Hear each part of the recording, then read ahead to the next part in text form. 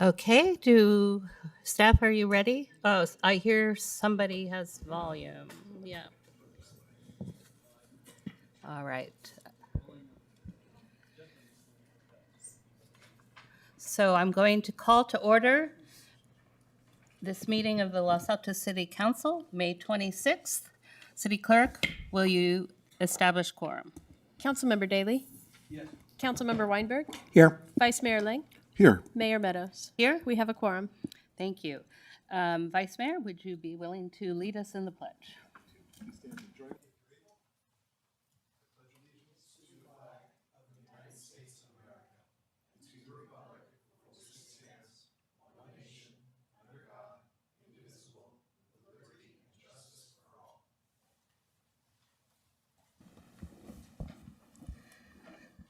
We had no closed session, and so therefore nothing to report out.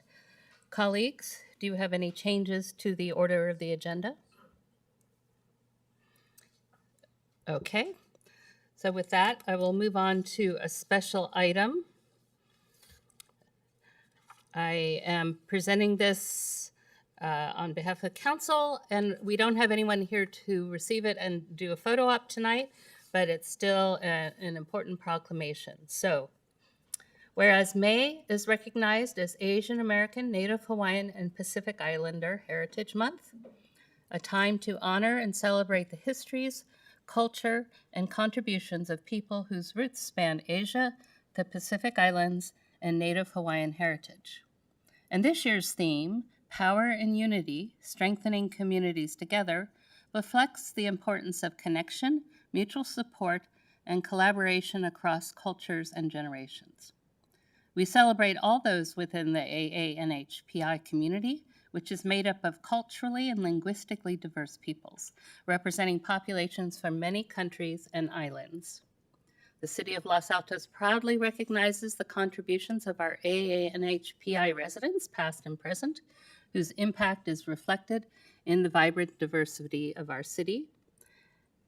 And we have many dedicated employees from the AANHPI community who commit their time and talent to play an essential role in supporting, enriching, and strengthening our community. Now, therefore, I, Sally Meadows, Mayor of the City of Los Altos, and on behalf of the Los Altos City Council, do hereby proclaim May 2026 to be Asian American, Native Hawaiian, and Pacific Islander Heritage Month. We can go ahead and clap for all this.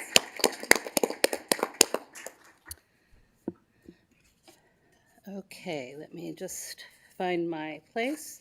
So we're going to move on to public comments. Sorry, I'm not speaking very clearly.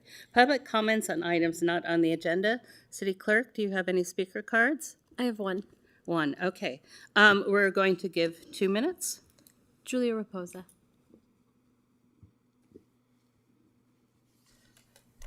Patricia Gomez, director of Hogar Sí, Housing Yes in Spain, says it well.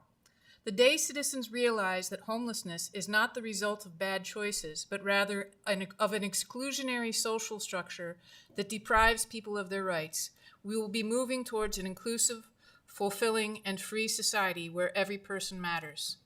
Good leadership isn't about what's popular. It's about doing what is in the best interest of humanity. Dr. Fauci worked with the Trump administration to make the painful, unpopular decision to shut down during COVID for the greater good. Decriminalizing homeless encampments requires the same courage. The most recent encampment in Los Altos had been forcibly relocated many, many times before a housing alternative, a hotel, was ever offered. Each movement lost documents, lost medications, and another community paying for a clearance without a solution. Camp clearances cost more than housing people. Jailing someone costs more than housing them. A misdemeanor does not solve homelessness, it just moves it down the road. Charles Long Jr. was just named UC Berkeley's most distinguished graduating senior and university medalist. He is formerly homeless and formerly incarcerated for a crime he maintains he did not commit, having taken a plea simply to avoid the risk of a lengthier sentence. In his commencement speech, he said, "The world does not need us to agree on everything. It needs us to remember that we belong to one another. We share a responsibility to leave people more free, more safe, more seen, more loved than we found them, Long said.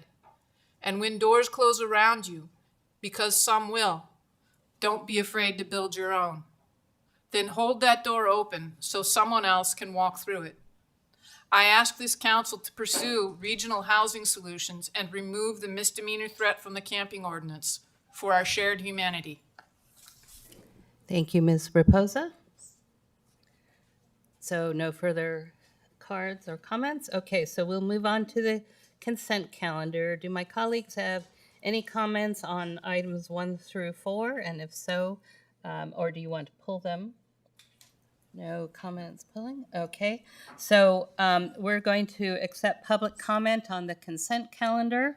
So do we have any cards for items 1 through 4? No, I do not have any cards. Okay. So we will go ahead and close public comment on the consent calendar.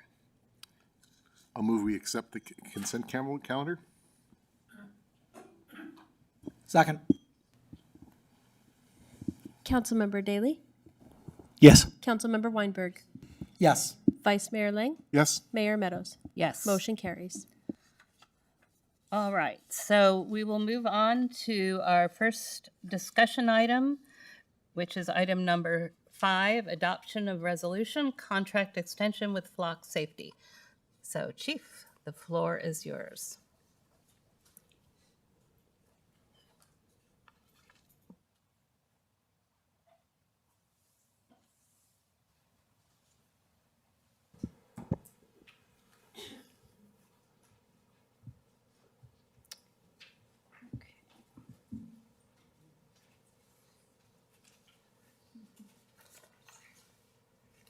Okay, there we go. Good evening, Honorable Mayor, Council. I'm Saskia Lagergren, Police Chief. The item before you tonight is the Flock Safety Contract Extension. Staff's recommendation is to adopt a resolution authorizing the city manager to execute a contract extension with Flock Safety in the amount of $160,000 to extend the current contracts for an additional 2 years for the maintenance and service for the 25 Flock Safety cameras in the city of Los Altos. In July 2023, the city entered into a contract with Flock for the initial 15 cameras. The contract was for 1 year, and then after that term, it was set for auto renewals every 2 years. This is the contract that is set to auto renew for 2 years in July 2026. In July 2025, the council approved a second contract for 10 additional cameras for 2 years, and that contract is set to auto renew in July 2027. To give some background on the ALPR program, from 2020 to 2023, the city of Los Altos saw increasing residential burglaries and vehicle thefts, which created urgent public safety concerns. There was tremendous outcry from the community urging the police department and city council to take action to prevent the increase in crime. To combat this increase, a 1-year ALPR pilot program was proposed in 2023 to enhance public safety, improve investigative efficiency, and support the city's broader efforts to reduce crime. ALPR technology provides officers with timely, accurate information about vehicles associated with criminal activity, including stolen vehicles, wanted persons, and vehicles linked to active investigations, which allow for faster and more targeted responses. ALPR cameras are also used to locate missing people. The ALPR system in Los Altos is shown to be a crime deterrent in our city. The pilot program was launched in 2024 with 15 cameras, and it was expanded in July 2025 with 10 more cameras. Prior to going live with the pilot program, staff spent a significant amount of time working with community groups and city council to address the community members' concerns about transparency and privacy. Community input and council input was used to draft a policy that struck a balance between privacy concerns and enhancing public safety. Staff were extremely intentional in setting the policy, and the following safeguards were put into the policy. The police department wanted to maintain strict data access control, so ALPR access is limited to legitimate law enforcement use only. ALPR data is not used for traffic enforcement or immigration enforcement, and it can't be shared with federal agencies. Data is stored for only 30 days, and there is no audio or facial recognition data collected. Staff made sure that cameras are pointed toward license plates only, not vehicle occupants.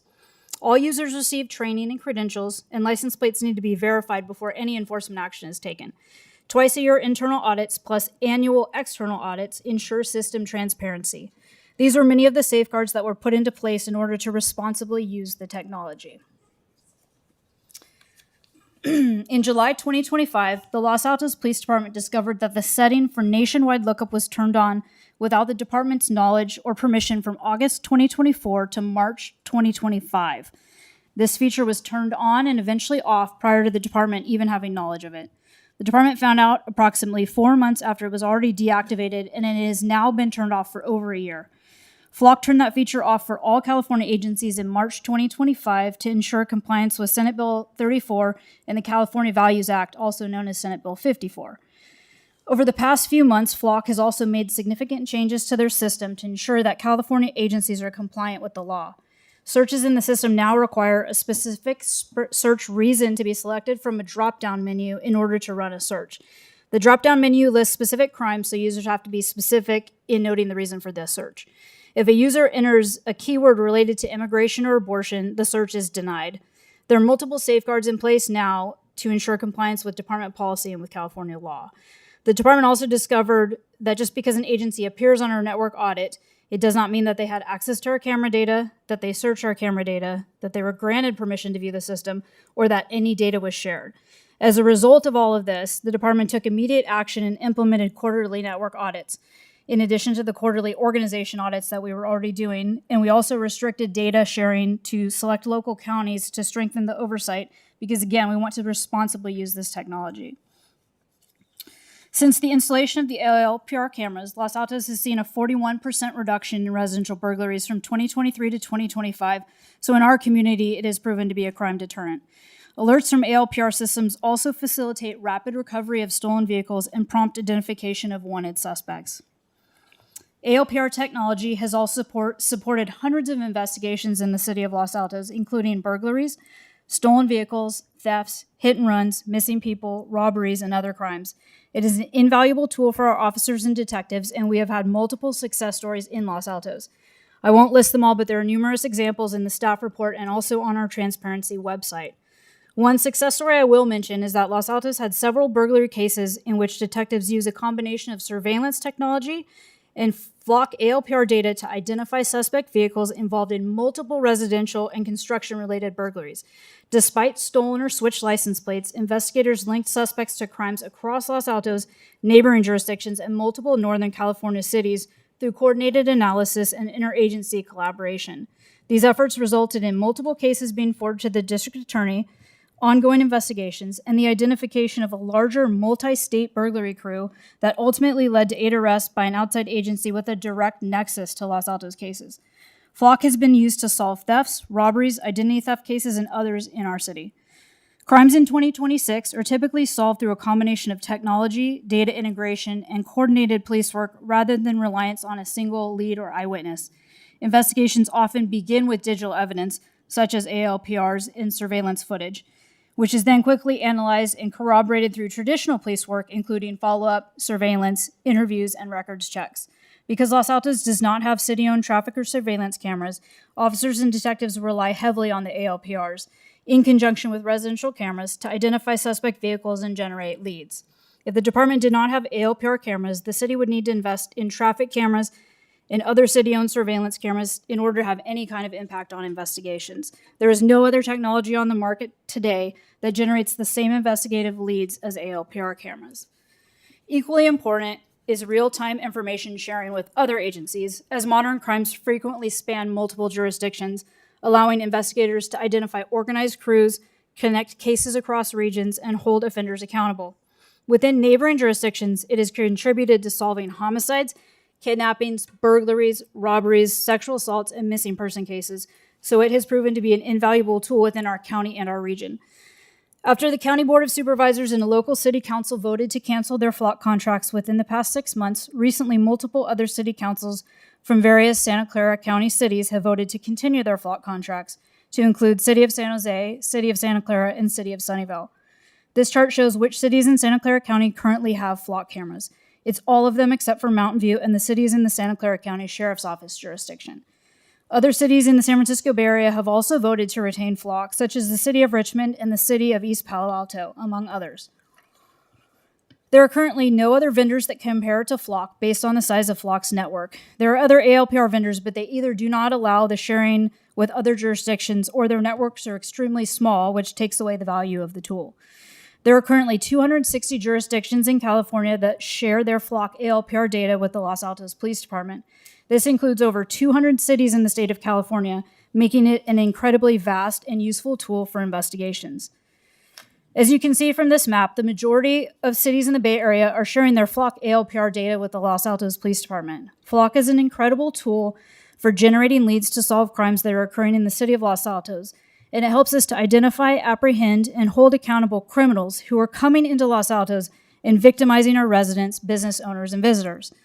Although we were frustrated with Flock's business practices and lack of transparency, the company has taken steps to fix these issues and has made impactful changes in their system, especially for California agencies.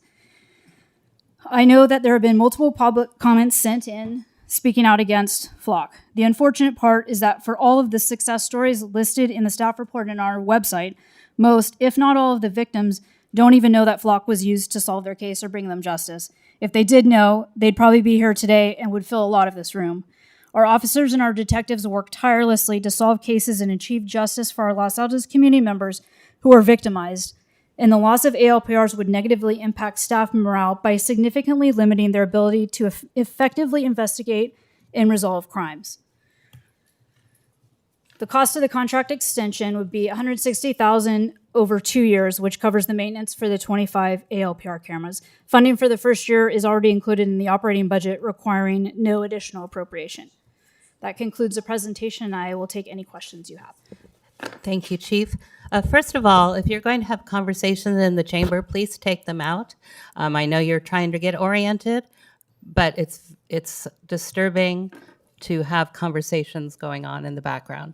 Also, if you haven't yet turned in a speaker card, please get one and make sure that the city clerk has it.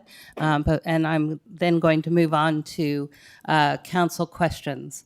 But again, if you're going to have a conversation, please show respect to those of us trying to listen and take it outside. Thank you. Councilmember Daley. Thank you, Chief. Excellent report.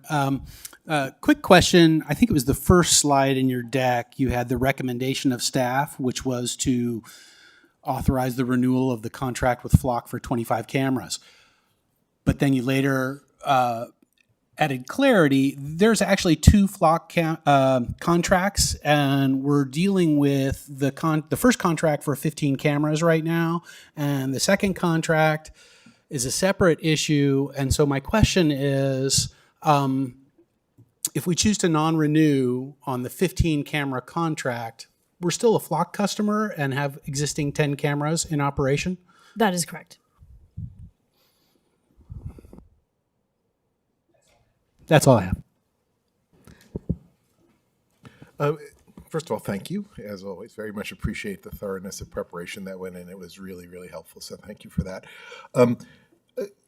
This may be a hard question to answer, but it sort of seems like there's sort of 2 uses that you get out of it. One is from the cameras yourself. You're like, oh, there were robbery or burglary here, and oh, look, this license plate was there, and now that's evidence for your investigation.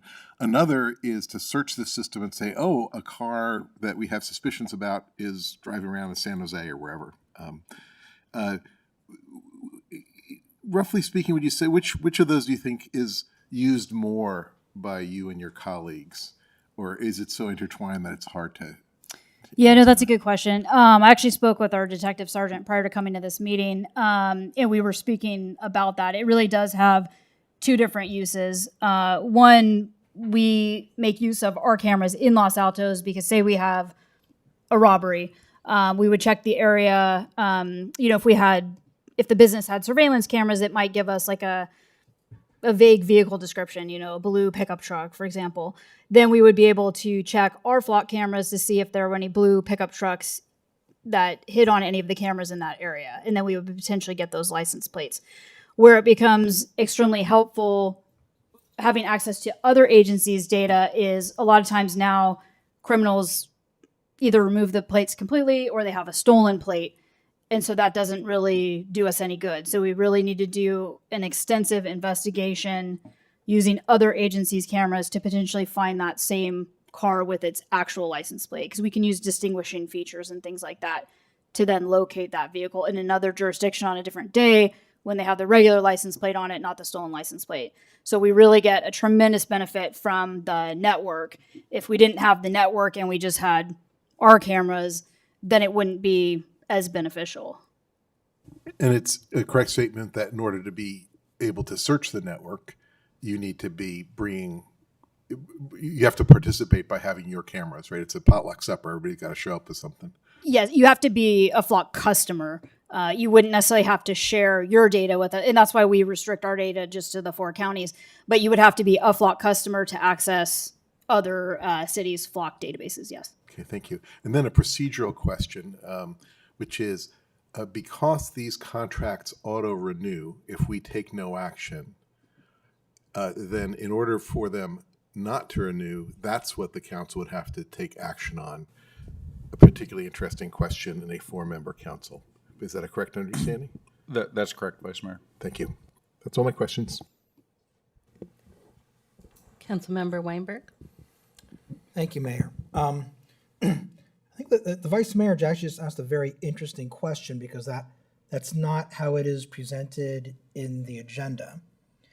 The agenda item is to adopt a resolution to authorize the city manager to execute a contract extension. So I'm confused, because the way that the agenda item is written, it sounds like affirmative action is required to extend, but that's contrary to what the city attorney just said. So unless the city attorney wants to chime in, the staff report's written in an affirmative way, asking to adopt a resolution. That's correct. Because we have a 4-member council not taking action or not providing direction to provide notice of non-renewal, the contract would automatically renew. When this was originally adopted, it was, I believe, unanimously by council by resolution. So to cancel that resolution would take a counter action, or not the resolution, to that action would have to direct us to not renew the contract. So procedurally, then it sounds to me like the proposed resolution is window dressing. And if there were 3 or 4 members of the council who did not want to renew, it would have to come back to us with some kind of a different resolution? No, if council does not want to renew, you could give that direction this evening. Okay. Chief, thank you very much for the presentation. Let me start by just getting clarification, probably from the city attorney. The city of Los Altos has a very robust policy when it comes to the use of license plate reader data. But is it accurate for me to say that policy controls the use of data, the collection of data by the police department, but has no actual effect or authority when it comes to Flock? And in other words, if Flock has a policy or enables use of data that is contrary to our policy, that's outside of our policy.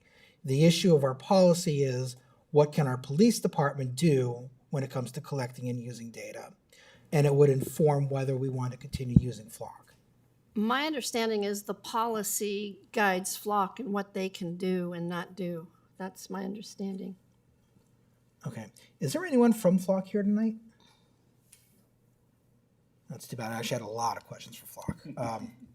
That is, that's how, when we drafted the policy, and it was, this policy affects Los Altos Police Department, but it also restricts Flock and what it can do. That was my understanding. So our policy does have control over Flock, in some sense. Okay. That happened via contract? So I Yeah, think the vice mayor and I are having a hard time processing how our policy would contractually affect what Flock does. so we control the data that's collected. It's not Flock. The question, and this has come up at council before, is twofold. One, if we share our data, even if another agency has agreed to abide by our policy, which they're required to. What happens if they don't? The practical answer is once that data is shared, that agency will do with it what it's going to do. The second part of this question is, it's actually true with all vendors, but Flock's actions bring it to the forefront, where even though we own and control our data and they are bound by that, do they respect that establishment in the contract? Have they always acted in a manner that's congruent with that contract? And I think we've seen through their actions that at the very least, they raise questions about if they've acted responsibly and in compliance with the contract as they're supposed to. Okay, thank you for that answer. And while we're talking about the contract, I guess I'll ask another question to the city attorney. Section 5.3 of the existing contract essentially says that Flock will comply with any legal requirement to turn over data or information. Somewhere in Section 3 of the contract, it says the data is ours, we own the data. There was a public comment that said that there's this sinister provision, Section 5.3. I don't think that that's fair. I think that it's whether or not that provision is even in the contract. If Flock is legally obligated to comply with, say, a subpoena, of course it's going to do so. And you cannot have a contract not to comply with law. But it raises the question of what access does Flock actually have to our data? I mean, if there is information that the city of Los Altos would safeguard, but Flock is served with a subpoena that would compel them to turn over that data, are they able to do so, or would Flock truthfully say, we don't own the data, we don't control the data, therefore we won't comply with a subpoena to turn over the actual data?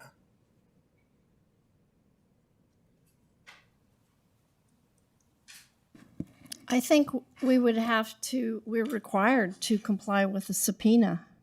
So we would have to turn over that data unless they wanted to come in. I'm not talking about us. I'm talking about Flock. So if a subpoena was served on Flock, but not the city. Yeah, well, I don't advise Flock, but yes, they would have to comply with the subpoena. So they would be able to access our data in order to comply with that We subpoena. could object to it and go through that. But this illustrates the point that I think I'm trying to make here. I just want to be clear. Even though the data is ours and we are securing it, Flock still has access to that data.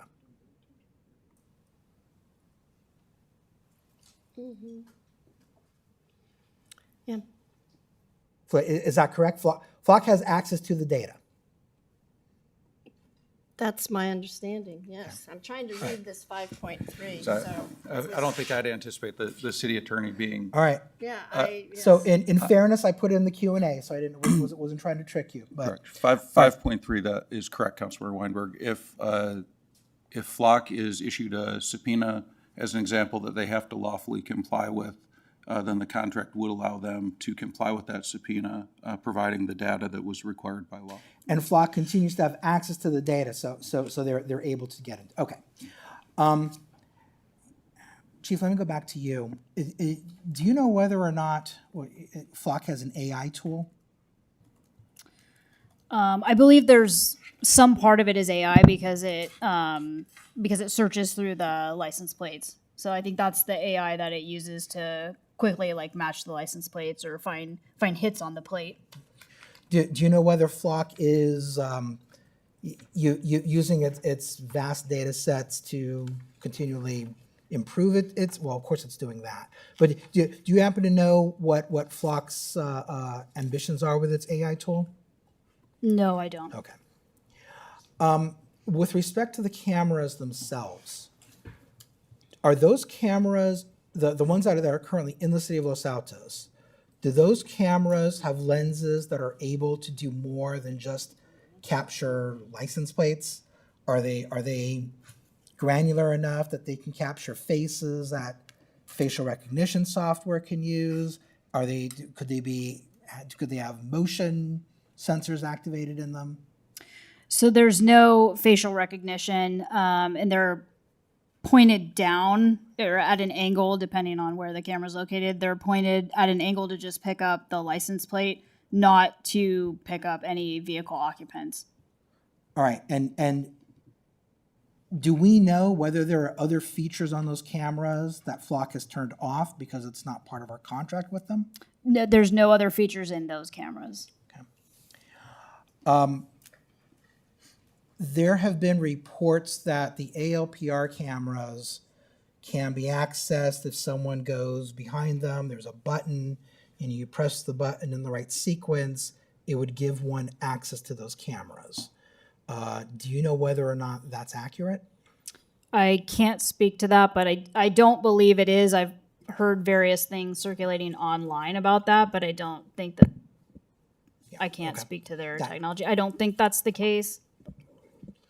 There's so much out there, and you're not a Flock employee. That's why I was hoping Flock would have someone here today.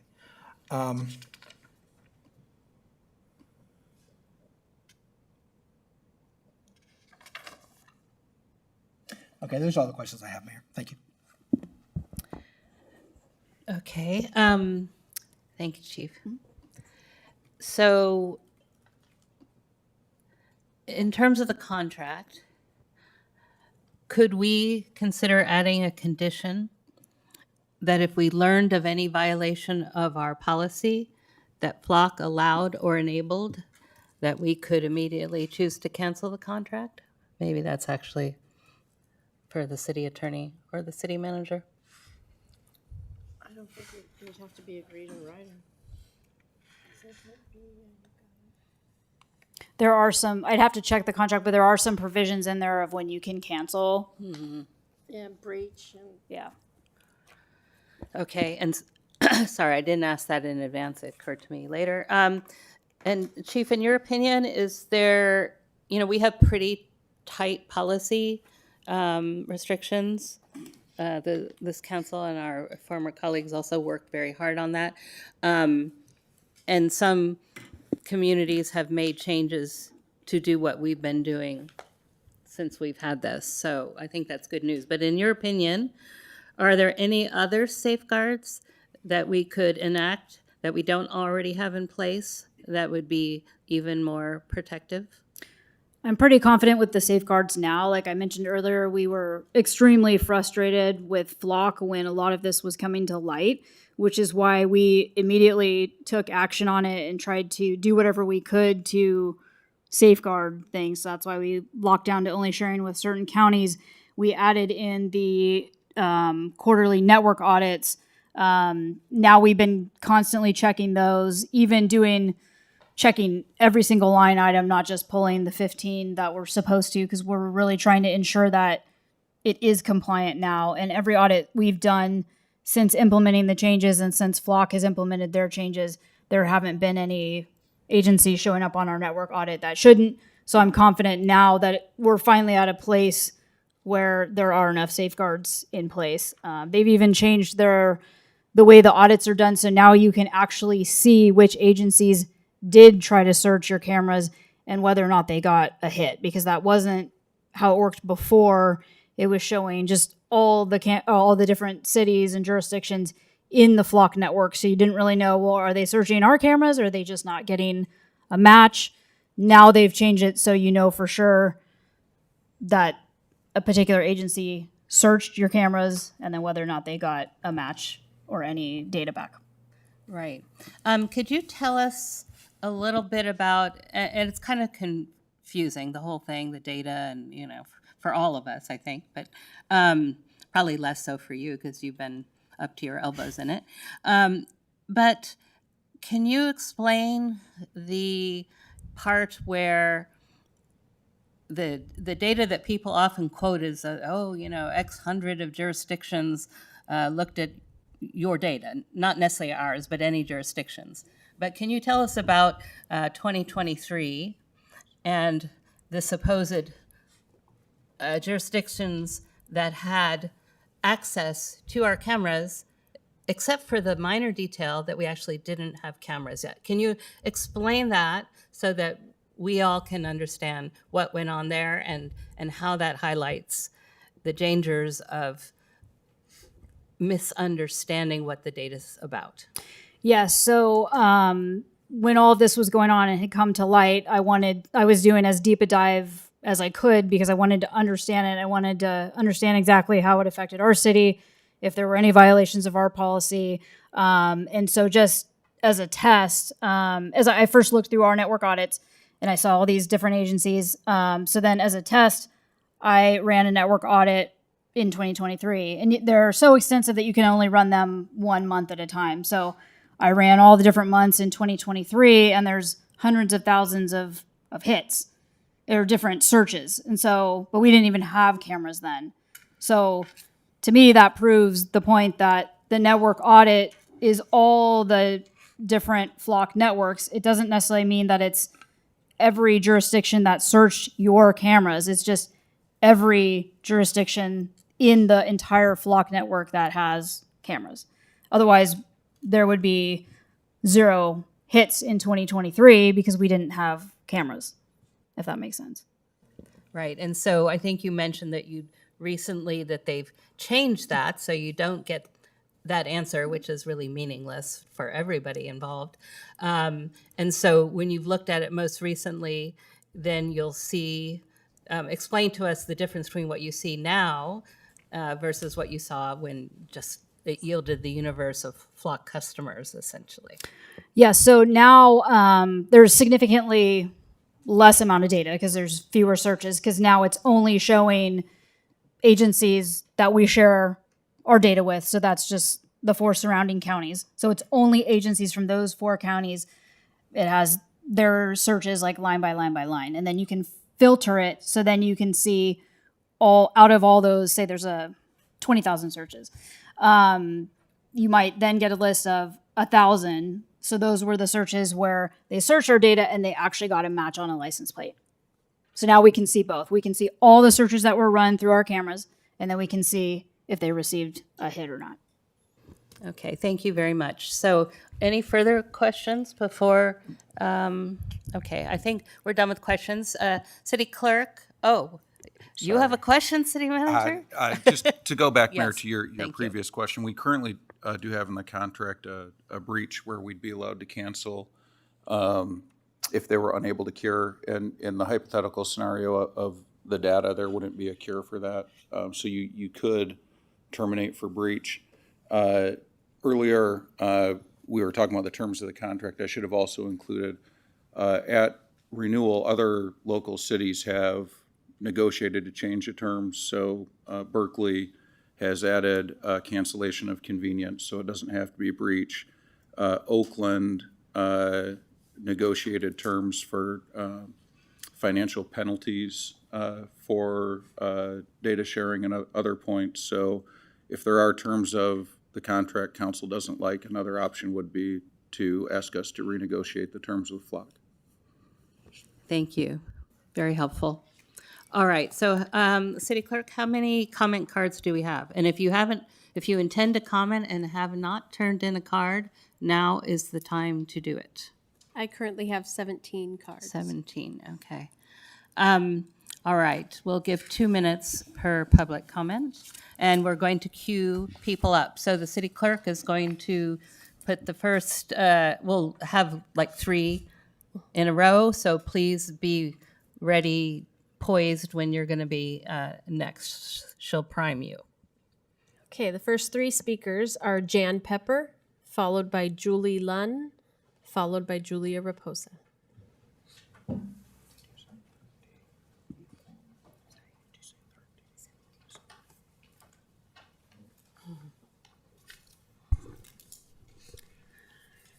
Honorable Mayor and council members, I know what you're going through, so I sympathize with you, but thank you for your excellent discussion and the excellent questions that you asked. I thought they were very good.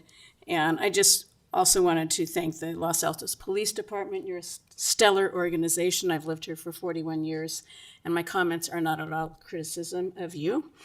But I am asking that you reconsider the ALPR contract. I was on the council in 2014 when we considered license plate readers for parking enforcement. And we voted against that because we felt it was an invasion of privacy. The pendulum has obviously swung way farther since that time, and now we're in 2026. And I thought the staff report was very good and very comprehensive, but we have all received those letters in the mail from different organizations, our credit card companies, our banks, whoever.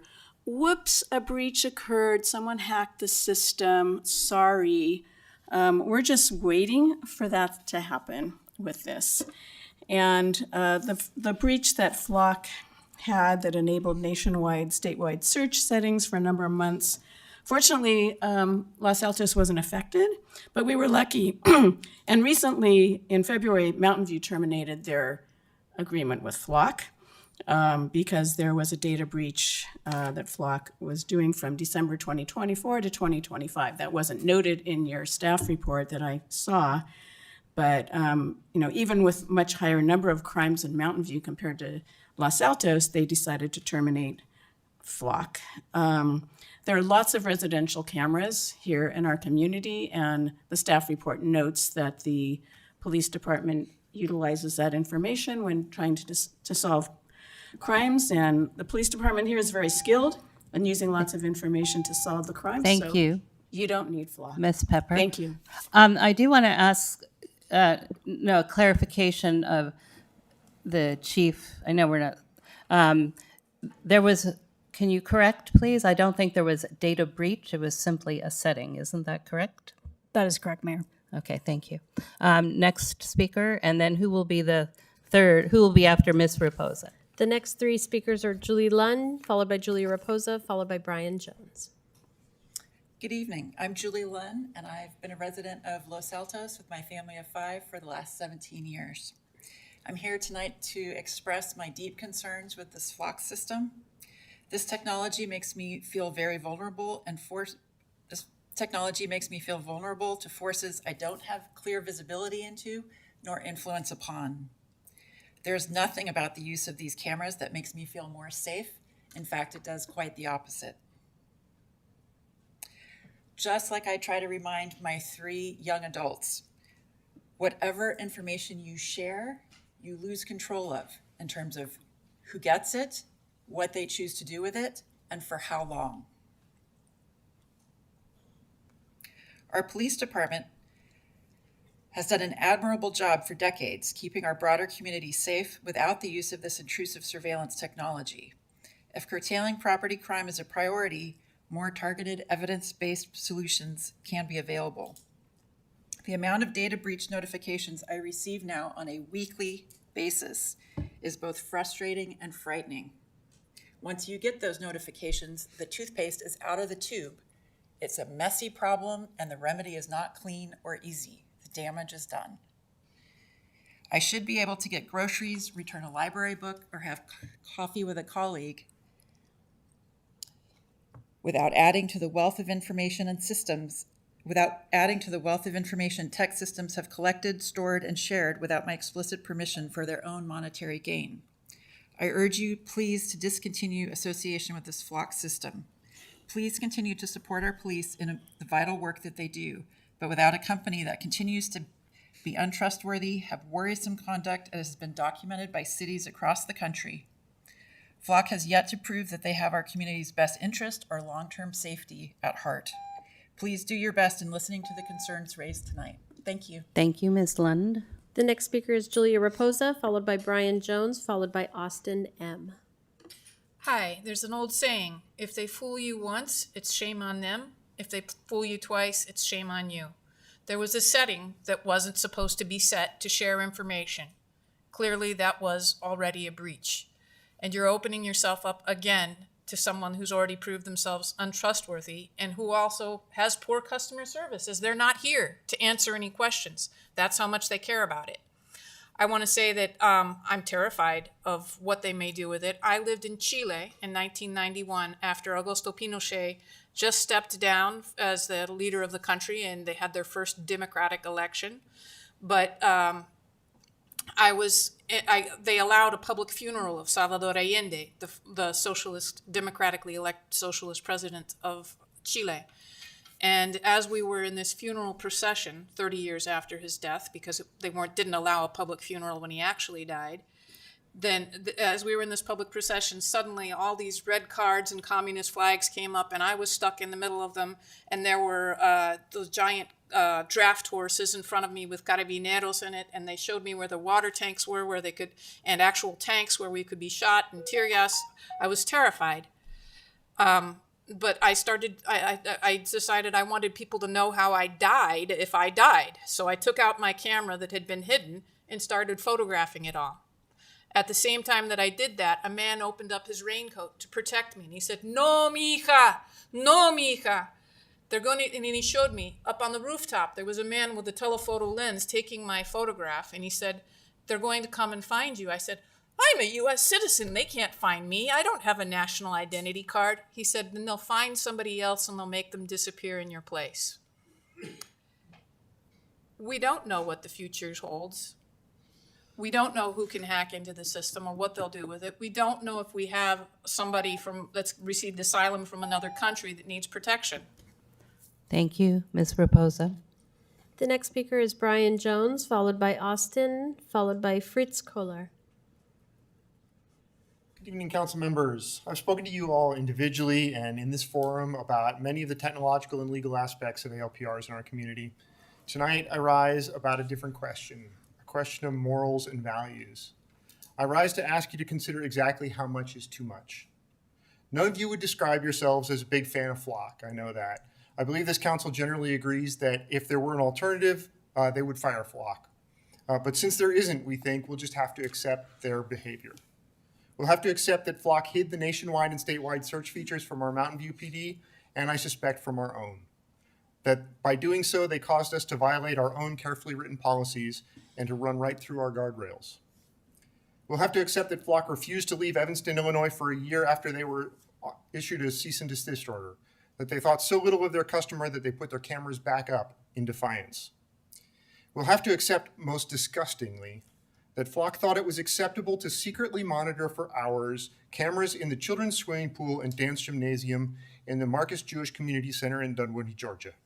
And when they were caught, they justified it by saying that it was part of a sales pitch, as if that's better. If that's not over the line, what is? If that's not enough to say, we're sorry, we cannot in good conscience continue to associate with a company that does those things. If that's not enough, then what is? Where is the line? We have had and we will have discussions about the efficacy data and the technological security and the legal liability. But I believe our values as a town and our community have no room for the amoral, self-seeking, child-endangering attitudes of a company like Flock. I urge you to vote no. Thank you. Thank you, Mr. Jones.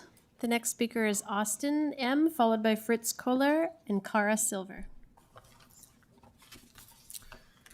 So I checked to look at the agenda packet earlier, and unfortunately my letter didn't make it in the packet. Hopefully it'll be there soon. I'll pass this off here in a moment. But I wanted to call your attention to an article that came out May 18th. It's regarding the FBI. The title is "FBI Wants to Buy Nationwide Access to License Plate Readers." And, we can talk about our safeguards, our policies, our laws, our professional norms all day long. But the concern that I have is in engaging with this company, we are extending the runway of a startup that's desperate to provide a return for its investors. And it's going to do that by getting such a nationwide contract. So in the process, Los Altos is providing money for the company that extends its runway, and is granting it legitimacy that will put us all at risk. Because the city won't be able to stop the FBI when it has a network of its own. So just wanted you to take that into consideration. Also, so there's this question about whether or not Flock has an AI tool. It does. It's called Freeform. It's what's used to allow you to describe what you're looking for, and it's a generative AI tool. Also on the subject of breaches, how will you know whether or not there's a breach? Like seriously, who gets to decide whether or not a breach has occurred? Will Flock tell you? They have a particularly bad track record for settling these types of things. They constantly deny that they've been hacked. They deny that they're in violation of these laws. So Thank you very much. Mayor, can I ask a clarifying question? Yes. I'm curious, how do you know about Flock's AI tool? And if you know, what is the purpose of the AI tool? Yeah, it's a great question. So I've been paying attention to this company for about a year. And I've gained access to training material that shows some of the functionality of it. And so this particular tool, I'm sure the chief can explain it if Los Altos is a particular customer, this particular feature. But does that answer your question, or is there? Wait, what exactly does it do? What is? Okay, so take a step back. Fundamentally, Flock is an AI product, right? It's not necessarily what we think of when we talk about, generative AI with LLMs today. But what it does is it applies a machine learning algorithm to the photos of every vehicle that drives by, and it identifies the features of those vehicles. So it's whether it's a license plate number, bumper sticker, dents, colors, roof racks, etc., and translates what it observes in the image into text that it can search. And so that particular freeform feature matches up a query that you write in like a natural language format and translates it into a structured query that allows you to search. Okay, thank you. Thank you, Mayor. Next speaker. The next speaker is Fritz Kohler, followed by Cara Silver and Melissa Dinwiddie. Hello. I've spent a career reviewing contracts like the Flock contract, and you're right to focus on Section 5.3. It's what we call a naked provision. It has nothing else in the contract that limits it in any way. It's just standing there. It does not provide for any notice or other way of the city to understand if Flock were to provide footage or other data to federal agencies, to anyone. In fact, the provision says any other party. It could be anybody. So I would ask that you actually read the provision and understand it. There's also an issue as to preemption between federal and state law. And to the extent that there's a conflict and it's a federal matter, federal law would preempt state law. So even though there are state laws, the federal law would preempt those laws. At a minimum, I would ask that the contract be reviewed by someone that's knowledgeable about this particular subject matter, and also to better understand the different data types. Raw footage, which are the images, are very different than the data that gets put into the database. And the footage is what could be provided to agencies. And that footage could include images of individuals. It could also include other information that could be very damaging to privacy. Okay, thank you. Thank you very much, Mr. Kohler. The next speaker is Cara Silver, followed by Melissa Dinwiddie and Pierre Laurent. Honorable Mayor and council members, my name is Cara Silver, and I am the co-lead of Indivisible Palo Alto Plus's immigration team. I am also a municipal lawyer and have been practicing on the peninsula for over 30 years. I am opposed to the continued use of flock ALPR cameras for the following reasons. Number one, guardrails are not effective. Despite appropriate guardrails, there is always a risk of data breach, data sharing with unauthorized agencies, and release by flock of the city's data. This was emphasized in the Berkeley City Attorney memo referenced in my letter to the council. This council also explored those questions with your professional staff. Number two, the impact on immigrants. Los Altos has numerous undocumented contractors and other employees who must travel past flock cameras to report to work. We hear over and over how immigrants fear driving because of the threat of flock following them. Number three, federal administration cannot be trusted. The federal administration right now cannot be trusted to keep data collected by ALPRs private. Data can be accessed from Flock's own servers as well as regional fusion centers. ICE has a regulation requiring no evidence of their footprint search. Number four, Flock's poor track record. Flock cannot be trusted to secure the city's data. Flock has already released data to ICE under a pilot program and then further lied to officials about the existence of that contract or pilot. Number five, contract terms. As one of my other colleagues mentioned, under 5.3 of the Flock contract, Flock has the right to release the city's data to the federal government if Flock determines there is a legal requirement to do so, such as a judicial subpoena. Thank you. May I ask a question, please? Yeah. Thank you for your thoughtful comments. First one was that there's a risk of a data breach, right? Yes. But that's true of every technology we use. So, for example, we have Axon body cameras. They collect video that is subject to all sorts of rules and so forth. Yes. That could be breached. Should we stop using those? Right. So this particular technology, as we've been discussing, has a lot of secondary impacts that can be very damaging. And whenever there is this much data collected, where your whereabouts of everywhere you're going, if you're going to a meeting or to church services or to a protest, all of that data that is being collected could be subject to a breach. And I appreciate that there are other technologies where that is also a threat, but obviously right now we're talking about Flock.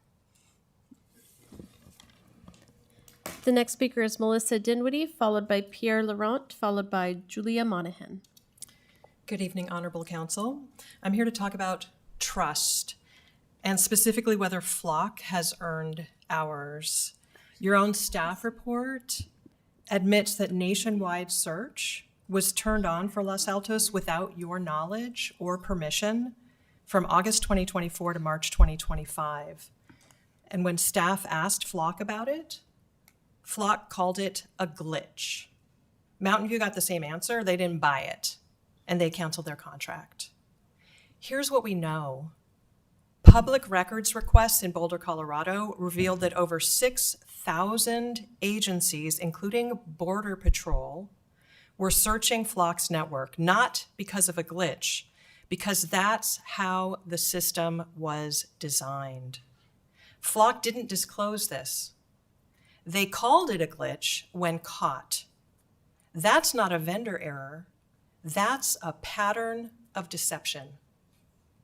If you can't trust what Flock tells you about how your own system is configured, you cannot trust this contract. Please vote no. Thank you, Ms. Dinwiddie. The next speaker is Pierre Laurent, followed by Julia Monahan, followed by Linda Baker. Hello, my name is Pierre Laurent. I've been a resident of Los Altos for 26 years, and I've sent you a letter. It was a bit long. I hope you had time to read it. I'm not going to go over the letter. I want to thank you for your service and thank you for your work. And I just want to go over a few points that are not in the letter about the trustworthiness of Flock.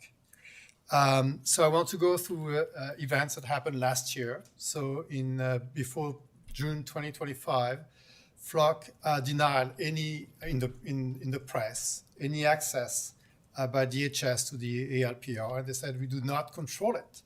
The control is entirely local. On July 2025, the U.S. Senator from Oregon, who sits on the Select Intelligence Committee, made a deal with Flock for the state of Oregon, and he said he will continue to watchdog the company. In early August of last year, the CEO of Flock said that it's technically impossible for DHS to access the data because of encryption, and he was said to the 9 News of Denver. At the end of August, a few weeks later, he acknowledged that there was a pilot program where DHS would access the data, and that there were no separate permissions and protocol to ensure local compliance with the Fed, for Fed users, and he said, I'm very sorry, we just communicate very poorly. The pilot program could have been done with dummy data, but the fact there was no protocol and that separate the users tend to indicate it was done with live, the actual data. In October, it was revealed that this was not a pilot program, and it was actually really going after live data, after the real data. On October the 16th, the U.S. Senator. Thank you, Mr. Laurent. The time is up. And thank you for your correspondence.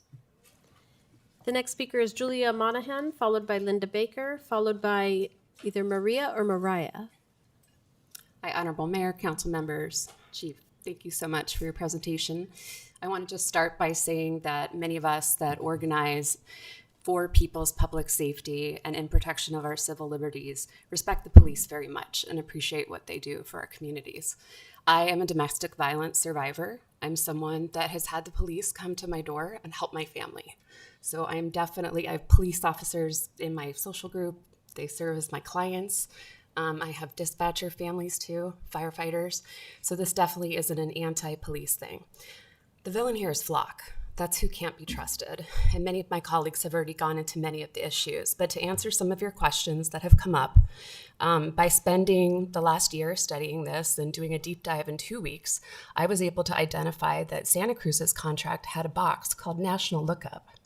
And when I did a quick online search of automated license plate reader laws in the state of California, I was able to see an inherent conflict there.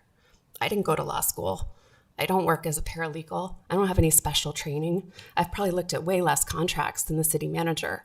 But it was clear that this vendor led our city attorney, our city council, and our chief of police astray. They let them sign up for a national network without ever explaining to them what it even was, which is documented in your agenda packet.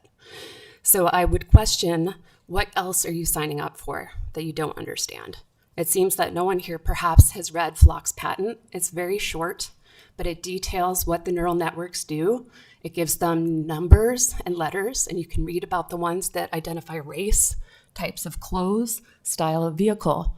This is why the cameras don't just capture a picture of a license plate. It's why they can tell you 2024 blue Honda CR-V. That's Julia from Santa Cruz. You can look it up without the license plate because it's a video image. So just understanding this technology and understanding it, I think, is key to questioning it. Thank you. Thank you, Ms. Monahan. The next speaker is Linda Baker, followed by Mariah, followed by KBT. Good evening. Thank you so much. I just wanted to address a couple of things that have come up.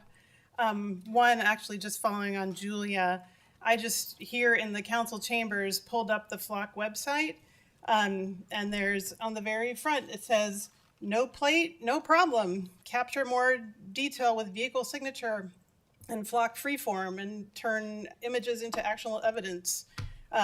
So the picture shows a Bobcat skid steer on a trailer, and it can find the match without the license plate. So it is not just about license plates.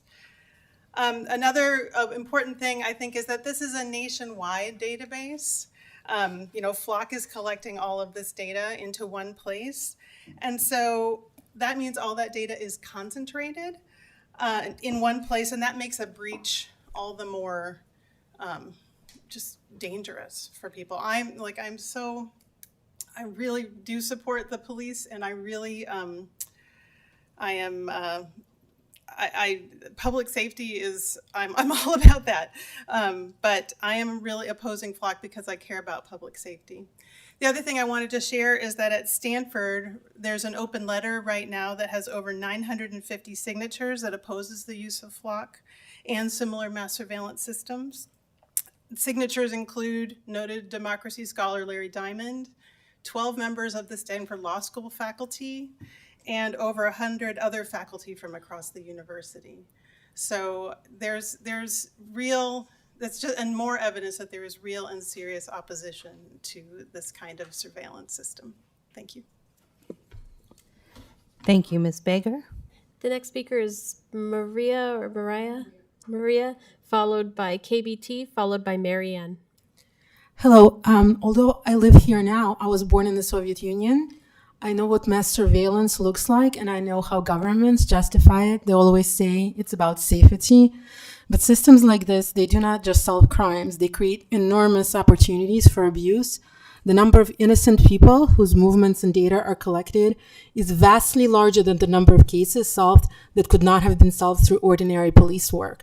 Police departments have functioned long before these cameras existed. And once this data exists, it will be misused. We have already seen cases around the country where surveillance databases were used to access to stalk, harass, or monitor private individuals that were not criminals. Every few months, we hear the same story. Unauthorized access, misuse, mistakes were made. We're told there are guardrails, but guardrails fail constantly, especially when the vendor itself has such a poor track record. Mass surveillance does not make a free society safer. It normalizes constant monitoring and creates tools that future governments can abuse in ways that we may not yet imagine. And that's not real public safety. Thank you. Thank you very much, Maria. The next speaker is KBT, followed by Marianne, followed by Leah. So I know you guys had the best intention when your police department came to you and said, hey, there's this cool new thing. We want to use it to solve crime, yada, yada, yada. Okay, right? So you trust them, right? So you said, okay, great, let's do this, all right? But the company is not trustworthy. And frankly, even if there's a replacement that comes down the pipe, none of them are going to be trustworthy when it comes to AI. There was a case in Denver where the AI misjudged a 2 and a 7, okay? And a guy was pulled over because it misjudged a 2 versus a 7 on his license plate.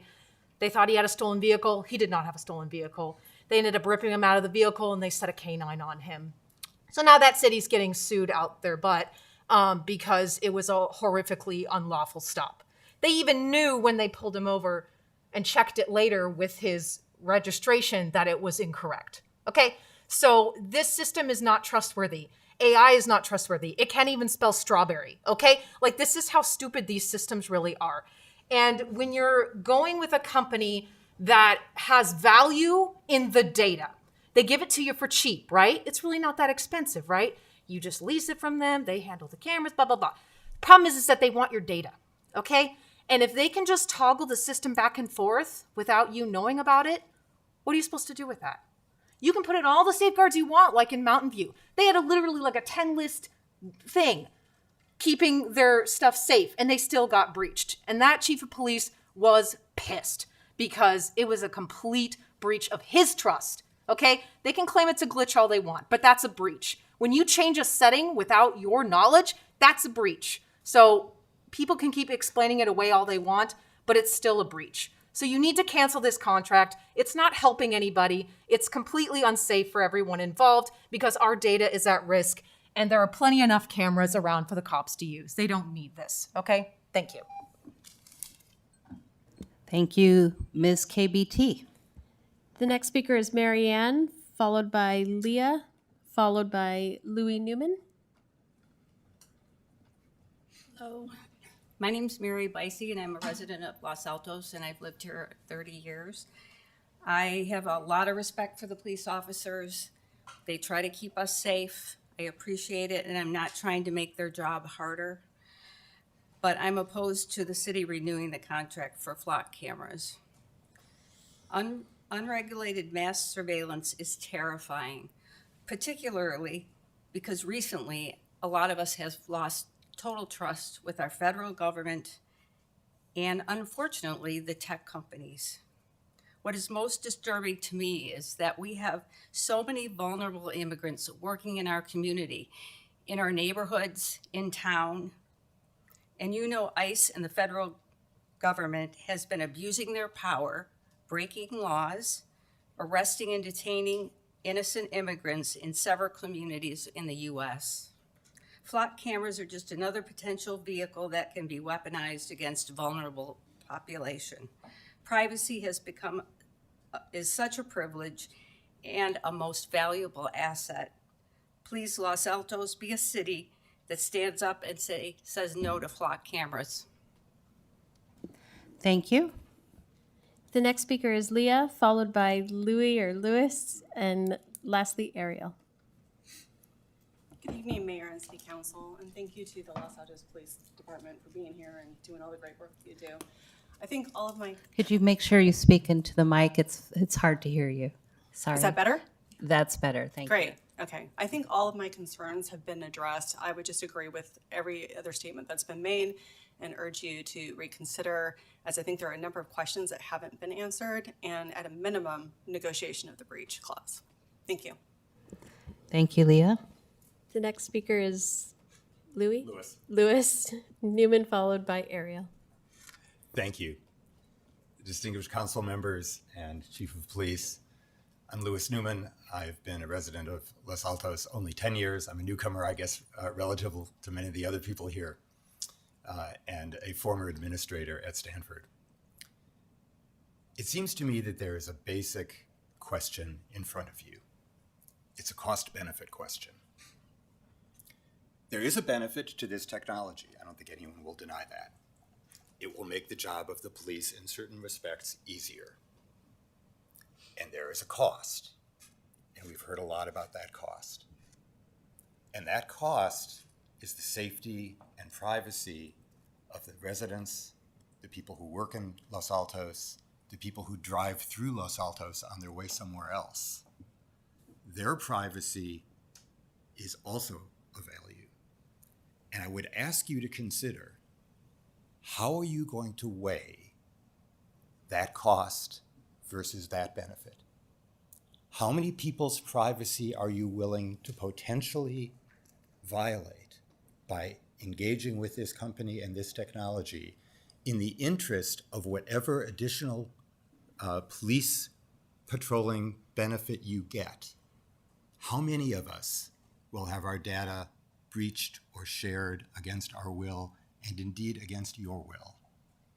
I want to know if you have deeply considered that trade-off, because that's what you're considering. And the second thing I would ask you to consider is this. There's been a lot of talk tonight about whether Flock can be trusted. I have not done a deep dive into the history of Flock. But I will say this, our city attorney just earlier said, if Flock is subpoenaed by the federal government to turn over its data, it will have no choice but to comply, contract or no contract. And I would say to you, that's a deep concern. Thank you, Mr. Newman. The last speaker is Ariel. So right now, we are unfortunately living in some nightmarish version of this country where the president has tried to call protesters, journalists, and immigrants, criminals and terrorists and undesirables, including people who might be also traveling to get an abortion or for transgender health care. I, for one, would want those people to all be able to exist in the state of California and in this city and in the Bay Area, in safety and comfort and not feeling like they are potentially under threat from the federal government at any time. For example, I myself help organize protests, and so I don't want my data, I don't want my movements of me and my car tracked by this private company that has, their own entirely profit-driven motivations, and also the federal government. And once the infrastructure for mass surveillance exists, the literal physical cameras, it just takes a few button clicks for it to be misused. Even if you all aren't going to misuse it right now, today, Flock could, the government could without our knowledge, anyone in a place of power could basically at any time. So the only way to really secure the data is for it to not exist at all. And we've proven Flock is not trustable. But even if it was, even if we were all using ALPRs perfectly and ethically as much as possible, that doesn't make them ethical, and it doesn't mean that we should be normalizing their use. Just because something may, help solve crimes does not make it a good policy and does not make it worth it. Lots of other invasions of privacy could potentially reduce or solve crime, but I think that there's a lot of things about ourselves we'd probably rather not share in the interest of public safety. I think everyone has a line. Previously to get this level of tracking, you'd have to have the police following your car, right? Tailing you. Now that's just instantly available. And vehicles, of course, aren't the only thing being tracked. Vehicles are easily tied to their owners because, who registers a vehicle, right? The owner. Anyway. Thank you very much, Ariel. I have no other cards. Okay, so we're going to close the public comment portion and bring it back for discussion. So, yeah, I was just going to say there might be some further questions that we have, so go ahead, Vice Mayor. I think this is a question for the city attorney, which is one of jurisdiction. So as we learned at great expense, if a mobile company wants to put cellular infrastructure around town, we have to let them. Suppose Flock says to the FBI, we want to bid on your thing, but we can't use the cameras that are already in town because there's restrictions on those. But we'll just build another network for you. Can they go around town? Can Flock go around town and mount cameras to give Kash Patel what he wants? They could, I would say, but there was a general reference to federal preemption versus state, sort of a blanket.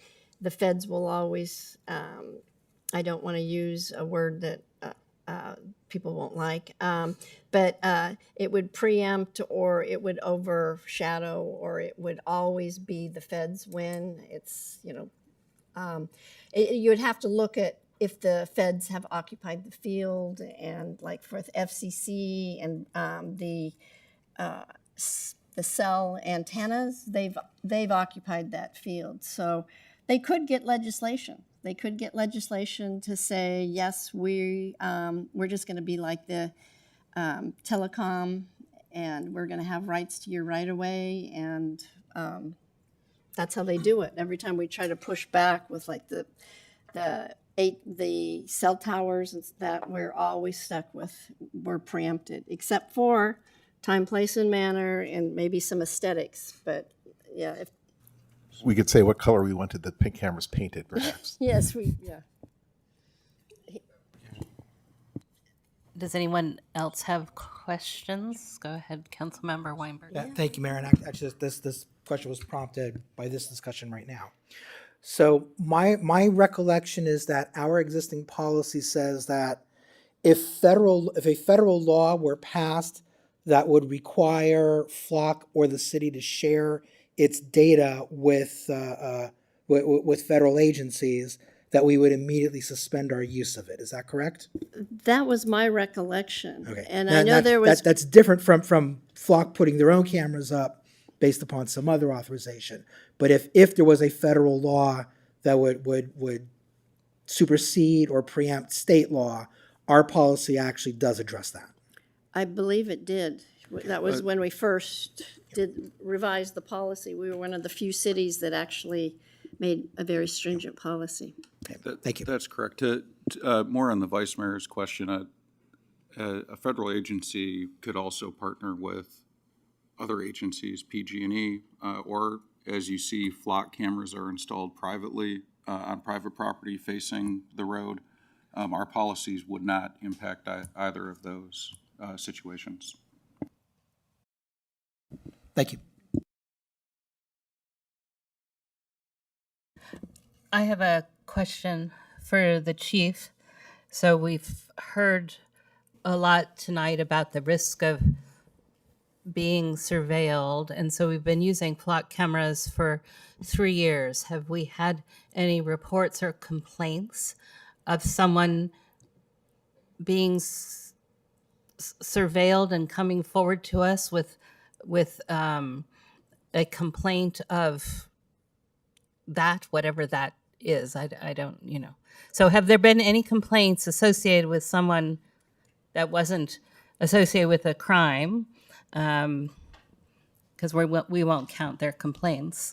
Any non-criminals have complaints in the past 3 years with the use of our flock system? No, we haven't. And I wish we had an extensive enough network to even be able to follow the criminals through town. But with the limited amount of cameras we have, it's extremely difficult. Like, that wouldn't even be possible in our city to follow somebody's movements. Because I hear all the concerns. They do not apply in the city of Los Altos. We have, we don't even have the full 25 cameras installed yet. We have the first 15, and then we have 4. So we have 19 cameras in the entire city. I want to say Stephen has told me we have 111 miles of road in this town, and we have 19 cameras on 111 miles of roads. That's extremely small. It would not be possible in Los Altos to follow somebody's movements throughout the city. Thank you, Chief. Okay, so with that, let's give our impressions. I want to be careful, since there are 4 of us, to if I'm not sensing we're moving towards a consensus one way or the other, I want to carefully explore what we can do. I don't want to. I don't want us to tie anything up too. I hope that we can do better than that one way or the other. So, would anyone like to start us off? Go ahead, Councilmember Daley. So I think it's fitting that I start us off because I was instrumentally involved in the original deployment. And in fact, when I ran for council, one of the things that I ran on was installing flock. I believed at the time that it was an equitable solution, that applying technology would create a dynamic where stops, contacts, are made predicated on a database hit. In other words, officer gets a message from dispatch that says there's a stolen vehicle on El Monte, go get him. I still believe that when the technology is used properly, that it is equitable, because we're talking about people being contacted based on their vehicle or their plate or something else being involved in crime or being associated with crime. And that's far better than pulling somebody over because they quote unquote look like a suspect or match the description of a suspect that's been involved in a crime, which has been an explanation or a rationalization for pulling people over since at least I was young and getting in trouble. And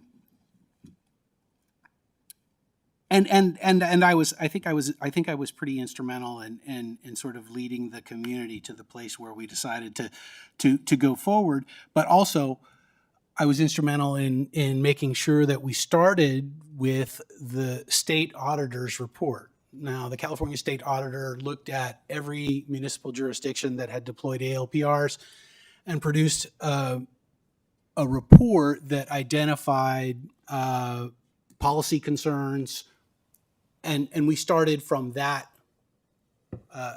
place. That was a good place to start. It enabled us to recognize very quickly when Flock changed one of the search settings. Thankfully, we recognized that before inappropriate searches had taken place, before the data had gotten out of our control.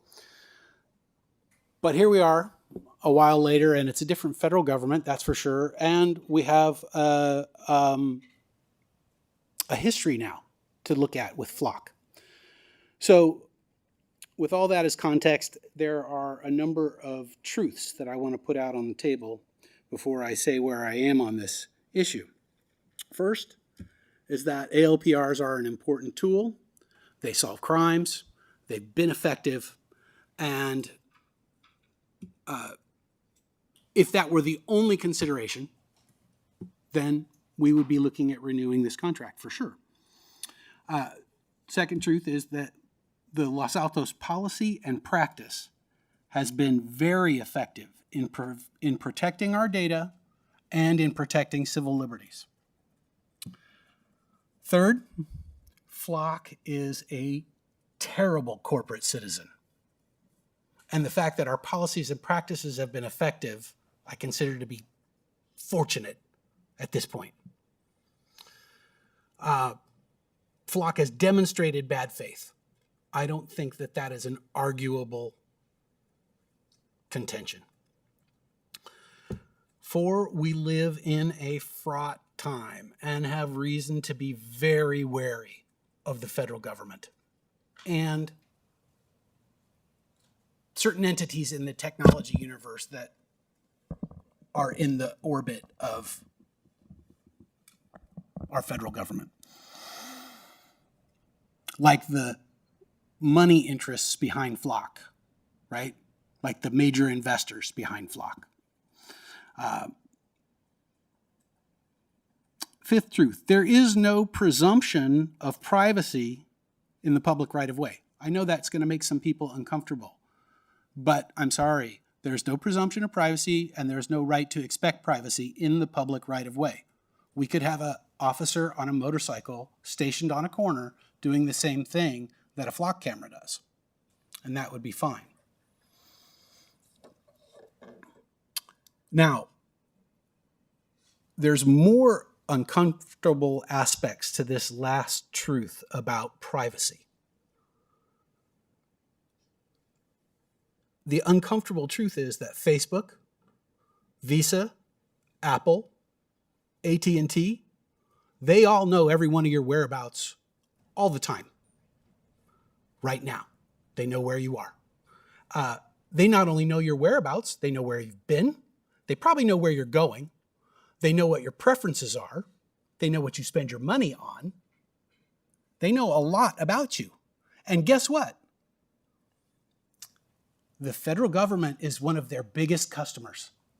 The federal government, the state government, our local agencies, we all buy that data from those companies. And the federal government in particular uses it in all of the ways that you're afraid of, that they'll use the Flock data.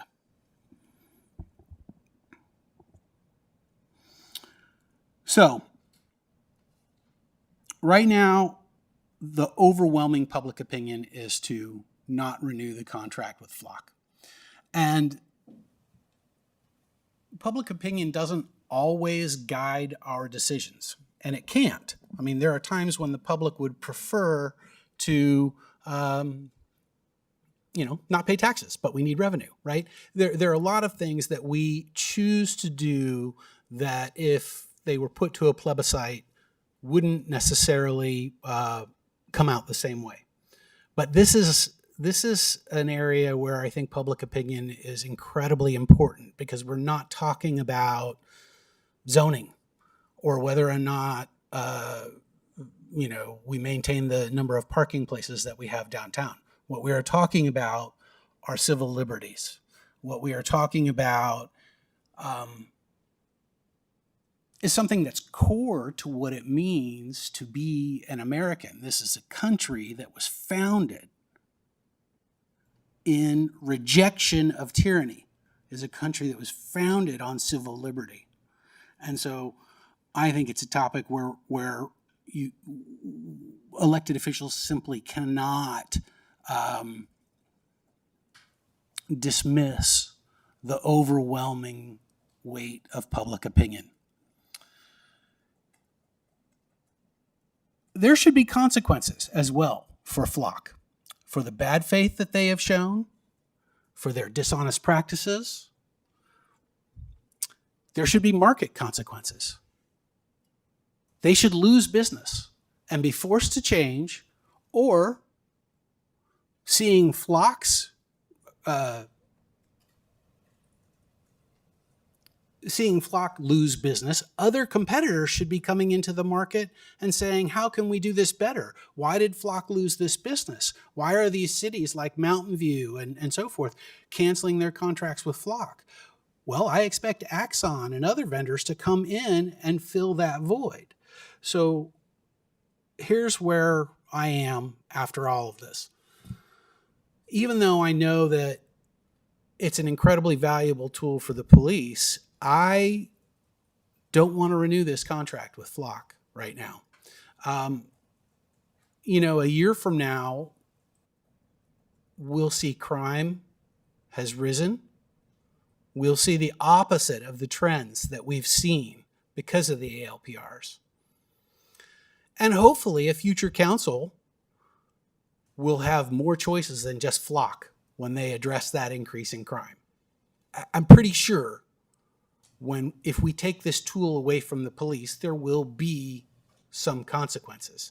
But in the cost-benefit analysis of weighing the value of our liberties and weighing what I believe are appropriate consequences for one of the worst corporate actors to come on the scene,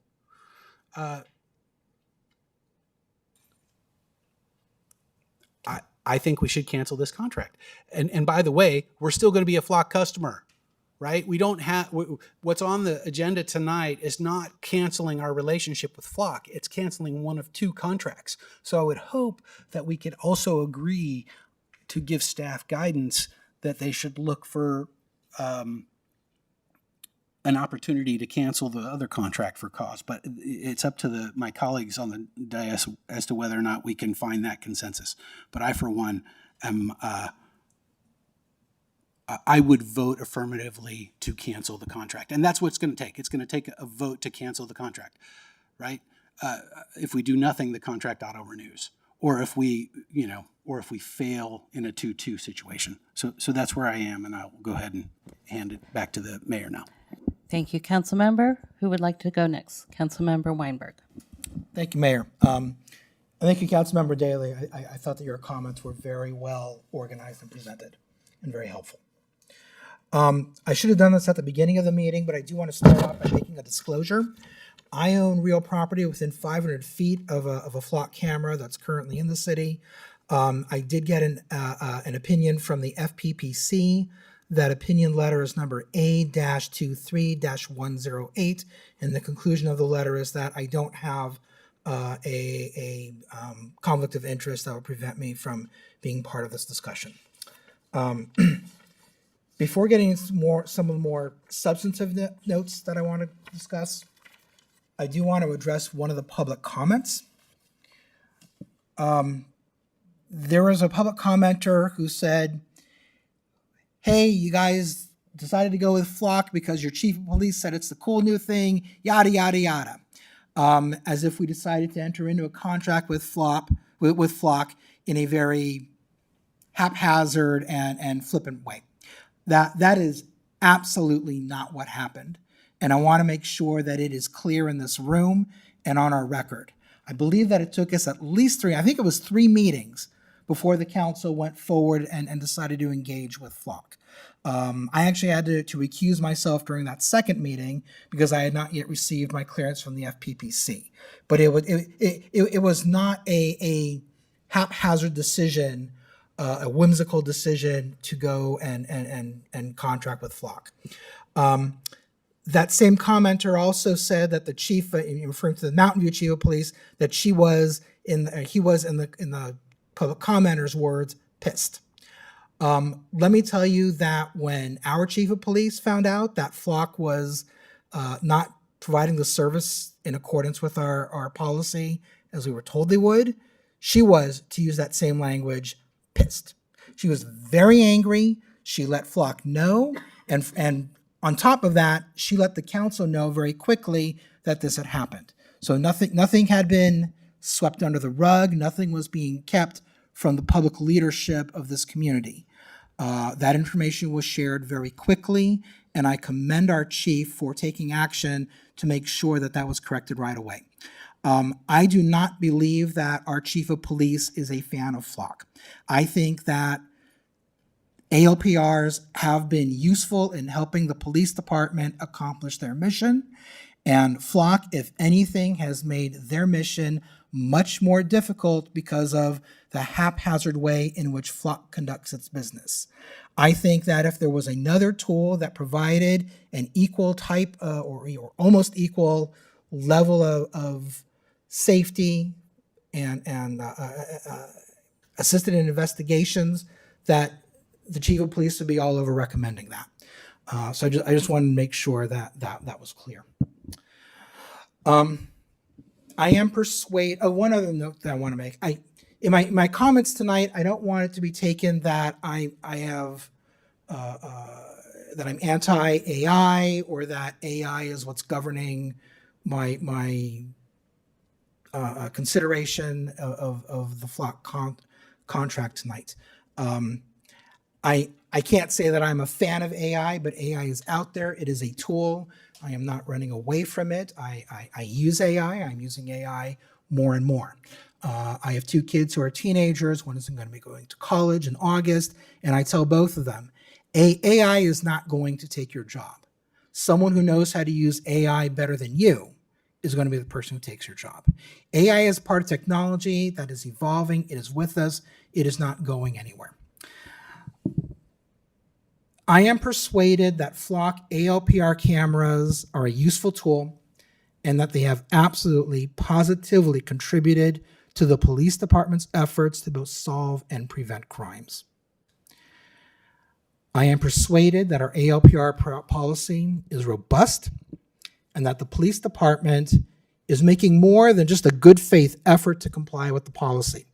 I think that the police department takes our policy very seriously. The police department is proactive in making sure that our own officers are in compliance with the policy and that Flock itself is providing the services and the limitations that they are obligated to do. I think our policy only calls for biannual audits, and the police you're now performing quarterly audits. Isn't that correct? That's correct. That's one of the changes we made, I believe, when we went to council for the second contract in July. We made the change to the quarterly audits. Okay, thank you. So it's not just lip service when the chief talks about our policy and being in compliance with our policy. I am convinced that the police department takes their role very seriously. In a lot of the public comments that we received via email, and I thank everyone who sent one, I read every public comment from beginning to end. Many of them were very long, but they were heartfelt, they were informative, and they were useful. I haven't read any of the public comments that came in after 2 o'clock today. I will read them later. Just in preparing for a meeting, there has to be a cutoff time where I prepare for a meeting. One of the points that was raised by a number of commenters was ALPR readers, having them and being with Flock, it's not good because the individual officers can just disregard the policy and they can abuse the system. I did not find that argument persuasive at all.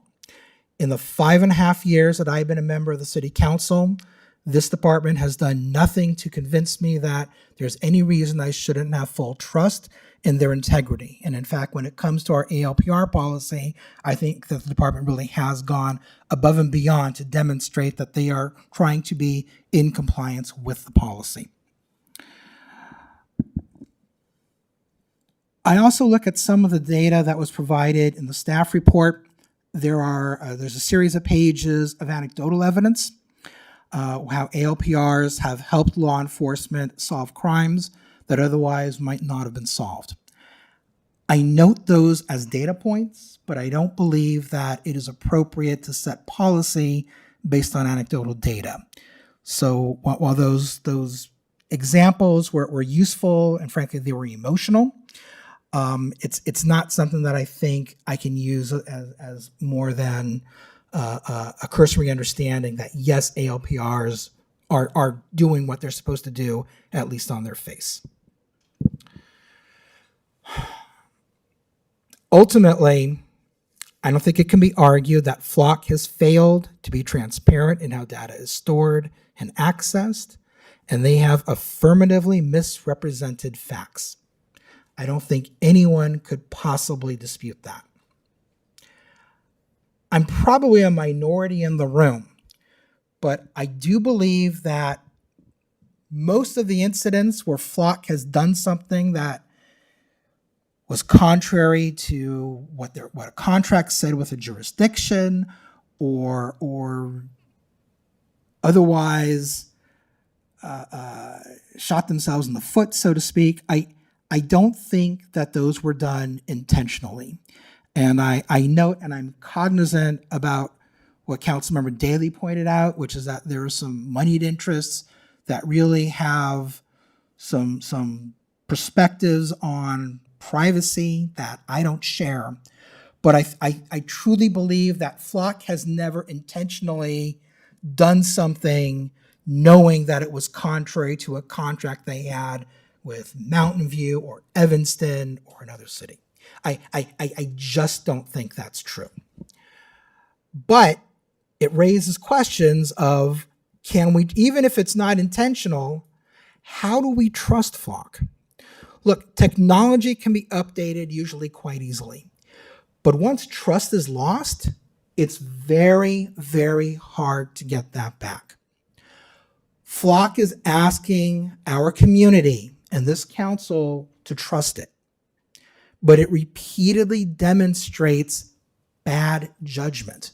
Looking at the community center in Georgia, which we read about in our comments, at least one public speaker brought it up.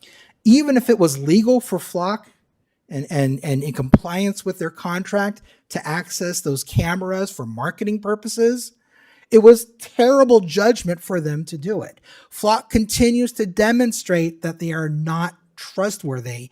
And again, I'm not ascribing that lack of trustworthiness to bad intent on the part of Flock, but they continue to show that we cannot trust them. They are not exhibiting the judgment that I want to see from someone who is handling our ALPR technology. I found Senator Wyden's letter to Flock's CEO very persuasive. That's something that was sent to public comment, I believe, early this morning.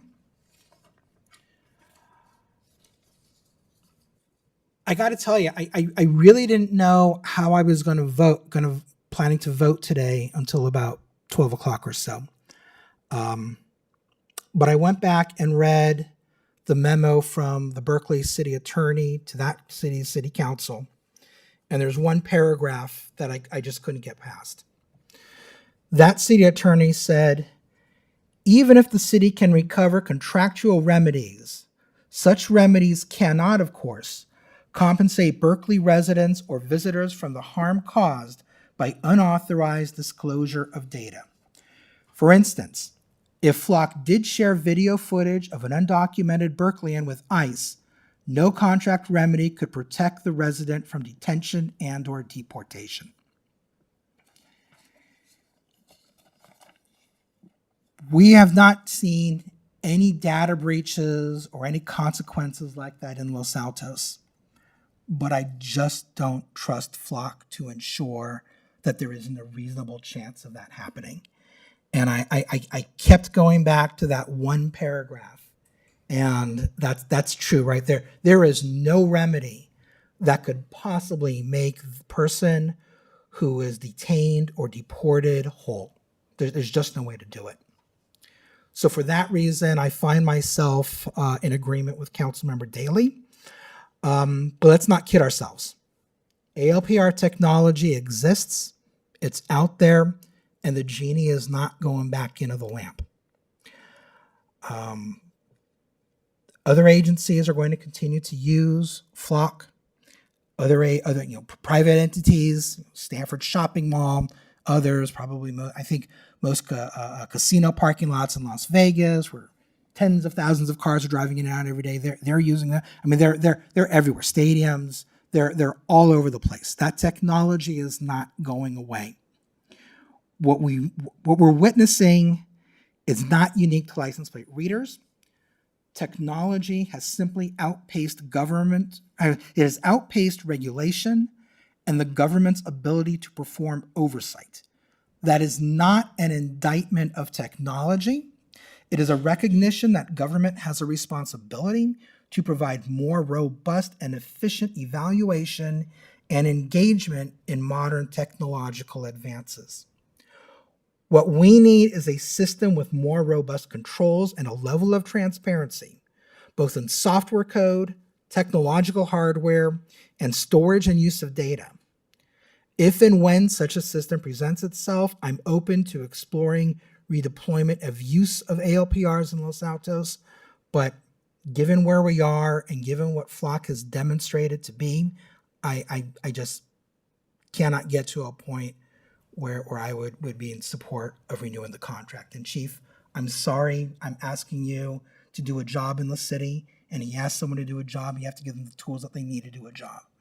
But I'm with Councilmember Daley. I can't get past what Flock has and continues to do. Vice Mayor, you willing to go? Sure. I meant like talk, not leave. What an interesting moment to be part of an even number council. Boy, this has been one of the most interesting things we've wrestled with the whole time. I've done a lot of homework. This is always a good time to say thank you to the people who wrote in and who appeared tonight. As always, I emphasize writing in as particularly valuable, partly because it's longer than 2 minutes, but also because I take it very seriously. I think you're hearing from all of us, right? Read all that stuff, and not just read it, then you go fact check, try to get more context, all of those sorts of things as well. And that's, thank you for doing that. Clearly, there's a lot of very thoughtful people who are weighing in on this, and I appreciate it a lot. And I have some thoughts. So first of all, license plate readers are over 100 years old, right? License plates were introduced in this country in 1901. And so for 125 years, we had license plate readers. What it usually was somebody with a clipboard looking, right? That part of it, what we've automated is the ability to capture that more efficiently.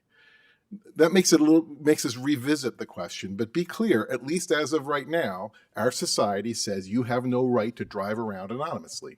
That's just true, right? That it is true that law enforcement, or for that matter, anybody who's interested, can stand around and write down what your car looks like, what bumper stickers you have, and your license plate. That's true, right? And the reason for that is clear, right? Is because it is very helpful to the police, because people go around in cars, and if they're going around in cars and they're doing crimes or whatever, being able to figure out who it is, that's kind of the job, right? Like, that's what we need, right? So I'm very appreciative of that. Of course, particularly in government, we need to be very thoughtful about, how we go about that, right? And one of the things that I deeply, deeply appreciate about our police department is the clear, good faith understanding that the investigative responsibilities and the sort of constitutional responsibilities are both strong responsibilities. There's been no end of good faith engagement from our department with the people who are concerned about those sorts of things. And I'm very, very proud of that and very appreciative of that. I'm also very appreciative of the people who have had that collaboration, from Lair in particular, great civil libertarians, and I'm deeply appreciative of that. So that's all important. Okay, of the various arguments, which of them hold water, which of them don't? People misbehaving elsewhere, police officers using this tool badly, so we shouldn't use it. And that, for me, is not persuasive, right? There's all sorts of police tools that other police departments misuse. We still use them, right? We need to be alert to that, careful about that, right? There could be breaches. Also not persuasive, right? That's true of, like, what are we going to just have notepads, right? We use technology all the time, and we need to have not breaches, right? But there will be, to be clear, there will be, right? There will be. That is the risk of technology, right? Like, we use email on the police department. Hey, have you thought about this? Have you thought of that? Could be breached. There's all sorts of things that could be breached, right? So that's not persuasive. The fact that it can be subpoenaed, also, that's just true, right? And let me say, as a guy who used to work in the mobile industry, why on earth any investigator would waste time subpoenaing Fox data when they could just subpoena Verizon or T-Mobile for your mobile phone? Like, that's how they know where you are. And they do it, to be clear, right? What's the problem? I think two things really stick out to me. And one of them is just as distressing as heck, which is, like, we have an obligation to uphold the Constitution. We swore to that. I know I take it very seriously. I'm sure my colleagues do too. And part of the reason why this is such a frickin' dilemma is because I do not trust the current federal government to take that oath as seriously as we do. There's repeated evidence that they are not having lapses, like view that as an obstacle to what they want to do, that they run roughshod over. And that is a deep, deep concern. Honestly, if it weren't for that, I don't think this would even be controversial, right? It is deeply distressing to find ourselves in a place where two arms of government are at loggerheads because of differing points of view about our oath to the Constitution. It's terrible, right? I won't go on about that. I just won't. But let me say one other thing that really has been interesting to me. You can say when people say, oh, is Flock trustworthy or not trustworthy? They're a corporation. They're sort of amoral. What I believe that they will do is respond to incentives. Every corporation I've ever been involved with responds to incentives. And so I was really interested in that. And so I did some arithmetic, which I thought I'd share. There's enough sort of Silicon Valley people here. You might find it interesting too, right? Their latest round was valued at $8.4 billion. They have about 90,000 cameras. So a bit of arithmetic tells you that their investors are valuing each camera at around $93,000, right? And that's been stable since about 2022, up and down a little bit. So $93,000, right? We pay $2,400 a year. That means that those cameras are being valued at something like close to 40 times revenue. What up about that, right? That's an interesting thing, right? And why is that? Well, assuming their investors are reasonably rational, it's because they're expecting other things to happen. I can think of two things that could happen. There's probably more. I don't go to their board meetings, but I could think of two. Like if I were trying to pitch it, because I've been a CEO trying to pitch things, right? You're trying to get people to value, right? How would I pitch it? I think two things. One is other sources of revenue. An example is the FBI, which recently put out an RFP, $36 million.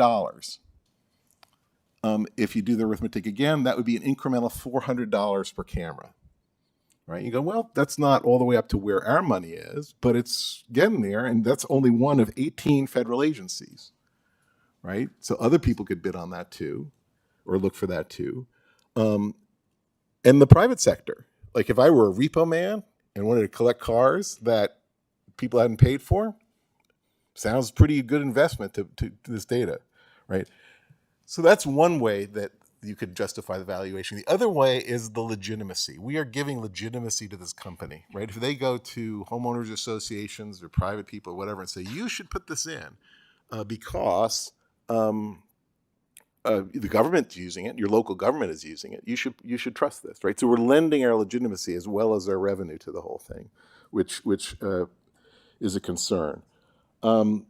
And those two things together, I think, are a particular worry, right? Either one alone, you'd go, But I'd say the one of a federal government that right now is not trustworthy to uphold our constitutional rights, even imperfectly, combined with a company that has a major incentive to find other ways of creating value with these cameras that we're allowing on our streets, are deeply troubling. But I will point to one question that I just asked, which I think is going to be an important one, which is, what if they just do it anyway, right? In mobile, to be clear, we don't have the right as a city to tell Verizon, T-Mobile, AT&T that they cannot deploy cellular stuff in the public right-of-way. There's a preemption, the FCC preempts that, right? It's conceivable that the same thing could happen here. Now, it's also conceivable, there's a bipartisan amendment to the Highways Act trying to just ban this for everything but tolling. But, there you go. And so one of the reasons why I'm a little bit concerned is that if every city were to follow suit and pull them out, from a survival point of view, the thing the company is likely to want to do is to bypass cities entirely and get a federal preemption. And that's a concern to me because at least we're providing friction here, right? At least the company has to worry about what we think right now, our policies and all of those sorts of things. If they get a preemption, it just happens, right? Whatever federal government wants to do, that's what's going to happen with those license plate readers. So there's a part of me that is reluctant to pull the plug on it, because if, as a local government, we pull the plug on it, we're inviting the company and others who want to pursue this to do it. I'll just close with a thought about the AI. As you're thinking about AI and this thing, I think it's worth thinking about two different things. One that's not that scary and one that is very scary. So the one that's not that scary to me is you have a picture of the back of a car and you say to the AI, describe it. And the AI goes, well, it's a red Honda this year, and the license plate are these letters and numbers and so forth. And you're like, that's useful. And in some ways, nothing new, right? A motorcycle police officer could have written that down before. What's scary about AI is all this data together, right? And you begin to be able to go, it could learn. And you say, well, tell me everybody who goes by a certain kind of house of worship or whatever, right? And that kind of usage, Flock's not morons. They've thought about that. For sure they have, right? They've had people studying it, I'm sure, So where do I come out? Well, I have one more colleague to listen to. I'm not letting her off the hook, and so forth. So I will say that my personal inclination coming in was to essentially to go for the thing where we allow the renewal, but ask the direct to have a cancellation for convenience negotiated in, to be able to put it on a shorter leash, right? I don't want to have to, if it turns out that this is all going bad, I would not want to have to argue with these folks. Oh, you're in breach, you're not in breach, blah, blah, blah. I'd say, So, is my time up? Probably should be. So I'll close there okay. and listen to you. Thank you, Vice Mayor. Again, please make sure devices are off unless they're medical devices. We'll exempt those if they're going to make some noise. All right. So very interesting conversation. I think we've all made points that we can probably agree with. It's how we weigh them. Let me make a couple comments. We've had some comments about leaked Berkeley City Attorney memo. I do want to point out that after that memo, it's true that the Berkeley did not expand the program, and Chief, correct me if I'm wrong, but Berkeley actually kept their existing ALPRs for up to another year. So I assume that means they're going to look at them again. Do you know the status? I actually have no idea what Berkeley is doing now. Right. So this came off the local news reports, and so that memo didn't stop them from retaining current contracts. Okay. So I thought it was interesting that some large proportion of speakers came up with their phones, because that's what we do nowadays. And again, I think you mentioned it, Councilmember, that your phone knows where you are, your computer knows where you are, your tablets know where you are. Even if you try to turn off tracking, you might have Find My Phone or whatever, depending. So you are tracked. That point has been made. You are can be surveilled. I think also my colleagues have mentioned, and this is true, that just by how you do your search, unless you use various encrypted ways to do it, your social media, your purchasing patterns, financial apps, such as some of those people we didn't really name by name, but we know who we're all talking about, who we don't really care for, is heavily invested in PayPal and Venmo. Have you removed that from your phones? Oh, good. What did you find that works? Zelle's kind of clunky. But anyway, so there's risk in everything we do. AI, as my colleagues have mentioned, you can use it constructively, and I'm sure it will evolve, and people will be able to use it in less than constructive ways. I do find a difference in. I'm going to describe the ALPRs as car-based information, driver independent, not completely independent, because as a commenter said, it's registered to an owner, but it doesn't mean the owner is driving. And in fact, one of the things is that these cars are stolen, and then it doesn't correlate with the driver or the registered owner or whatever. So the car is what's being surveilled. And but whereas with these devices that we all use, they're attached to us almost.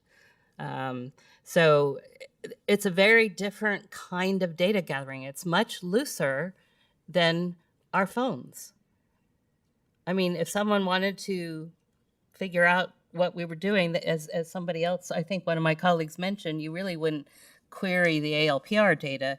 You'd do the device data. So, and I think it's also been mentioned that we hear that major retailers are using ALPRs in their parking lots. Private citizens in this town and presumably others are using them as well. So they're here. The question is, what do we as a city do? I completely agree that Flock does not lend itself to confidence, to put it mildly. And so it's back to the benefit risk. I think that's what Mr. Newman was talking about. So if I look at, and I'm not going to say statistically significantly that we can attribute changes in data to ALPRs or not, we've definitely had a significant decrease in crime, not statistically significant, but visually, 41% decrease in crime in the last 2 years.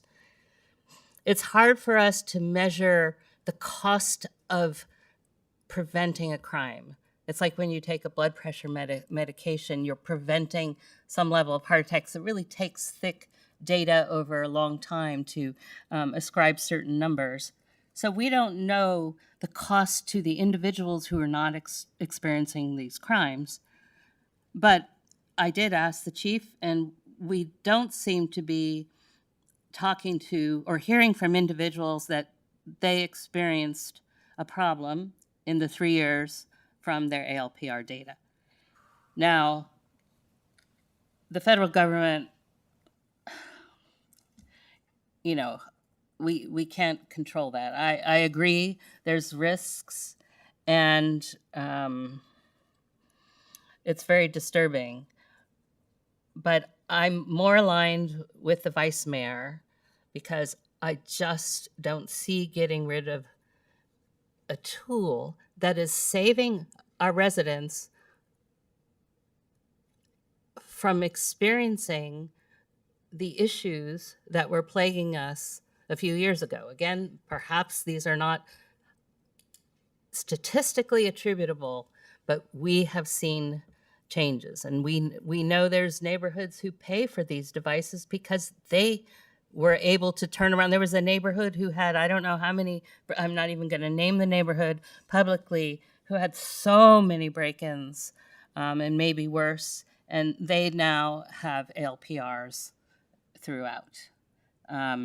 So they believe, and I believe, that there is a value. Now, sensing that we may not have, that we may be split on how to think about this, let me talk about a couple numbers. So we have, right now we're discussing whether or not to renew the contract for the first 15 ALPRs. And there's a contract running that is for 10 additional, and I think you mentioned that only 4 have gone in. So we have 19 right now. If we don't renew the contract for the first 15, then that would be 10 that are still contracted, assuming, not talking about a different recommendation regarding that contract. If you remove, basically, we would go from 15 to 0 if we don't support the renewal, and we have 4 of 10. So does that mean, city manager, or city attorney, or chief, that of the 25 that are approved, that we would be able to run with the 10 that are under the existing contract? But you only have 4 installed, and so, do you see where I'm going with that? Just I think I may, so if I don't answer the question. Yeah, I'll- let me yeah, rephrase well, it. If I recall, under the initial services agreement, it's a number of cameras, but the actual deployment of those cameras is up to the city. So whereas we have 15 of 15 in the first contract installed and 4 and 10 of the second one, I believe the contract theoretically would allow to use locations within the first contract for the second 10, if that's what you're asking. that's where I'm kind of going. So we could make up the 10 if we wanted to, because there's only 4 been built in. That's actually not the suggestion I'm going to make. What I'm going to suggest, they look concerned. What I'm going to suggest is that we actually approve this existing contract for 1 more year to get the 2 contracts in sync. We'd have 1 year more of data to look at it. And in reality, we'd be going, I don't know, then the buildup to get to 25 when you're at 19, I don't know whether you would actually achieve that.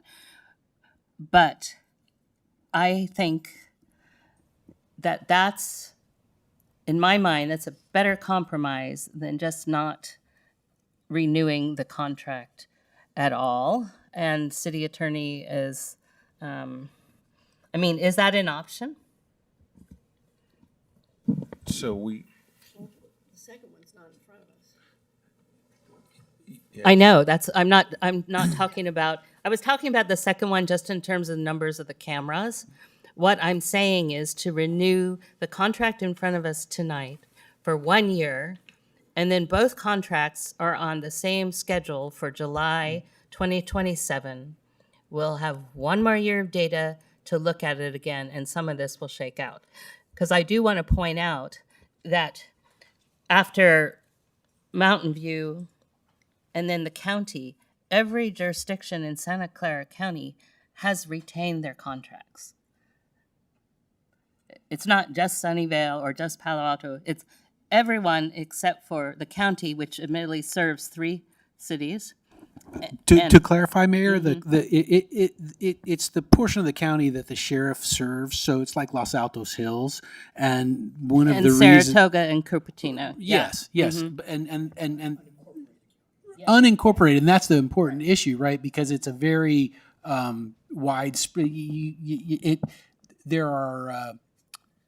That decision wasn't solely based on the criteria that we're considering. It was also based on the, how you have an efficacious network of ALPRs across such, widespread. Well, that's why Los roads. Altos Hills dumped it, because they were paying for cameras that their sheriffs wouldn't service anyway. So, understood.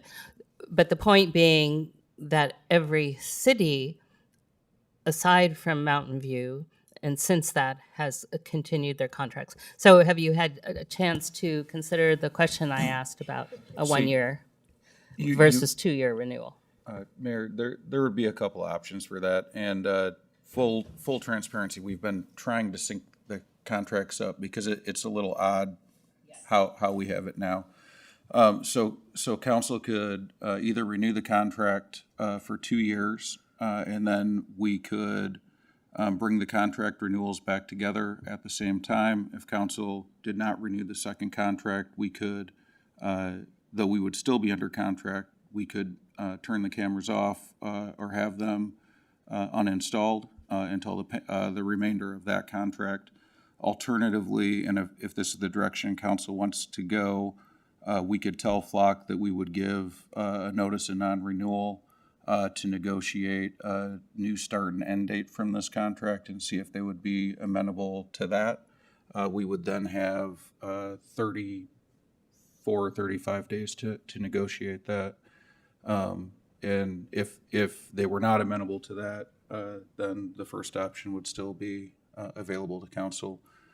As Flock is not here, but we have been discussing syncing the contracts up. I would think there was at least some positive likelihood of them entering into that negotiation. Thank you for that. I'll turn to my colleagues and see their thoughts given the discussion up until now. I like the idea of synchronizing them very much. I think it also gets close to my desire for the cancellation for convenience, because right by the time it's a year, right, I think it sends the right message of short leash and all that. Right, I appreciate your remarks. To me, I come back to this notion that how do we make things better overall by staying under contract where we can be a pain in their neck? Honestly, I mean, I've spoken to what's his name, Garrett Langley. I've gone on a Zoom call with him and stuff, right? And he has to listen to me still because I'm a customer, and that's good, I think, right? But I also think that tightening the leash is the right thing. So I'm inclined, if it's at all possible, I'd love it. I mean, first of all, it's just kind of cockamamie to have half and half, right? That just makes our decision making and for future councils crazy. And I would like to get that lined up, and if possible, cancellation for convenience. But I think that if we get the year, it's close to the same thing as far as I'm concerned.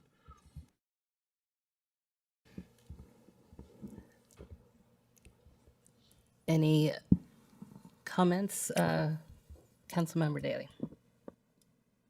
I think the message that we send if we renegotiate the contracts and include out clauses and so forth is that they can continue to do whatever the hell they want. And all that's going to happen is that we're going to, jimmy jack around with terms on the margins of the contract. I say, no more Flock. That's what I say. It took me a while to get there, and I was very reluctant to get to this point, but now I'm here. And damn it, I'm here. No Flock. Thank you, Councilmember. Please know, whatever snapping and stuff is going on while we're having our discussion. Councilmember Weinberg.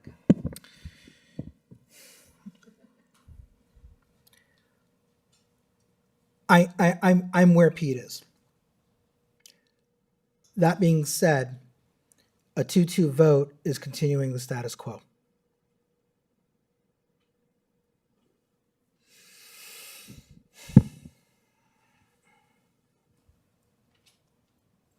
I don't want to continue the status quo. I was hoping Councilmember Daly would be convinced to vote yes so I could stay no. That didn't happen. I'm making this job easy for me. Okay, so the status quo is not acceptable to me.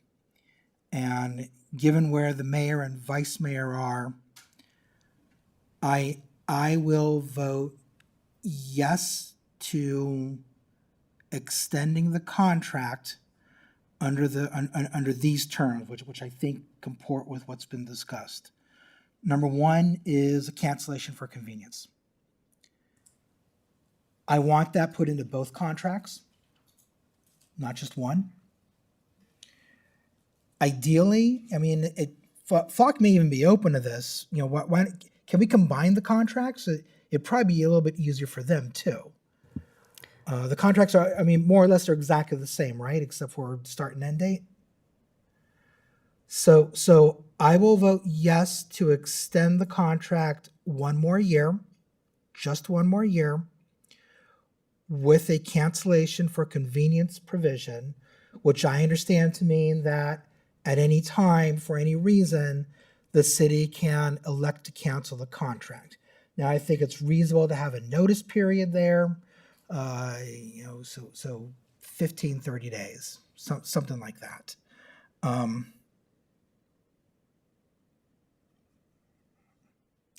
As I can sweeten this a little bit.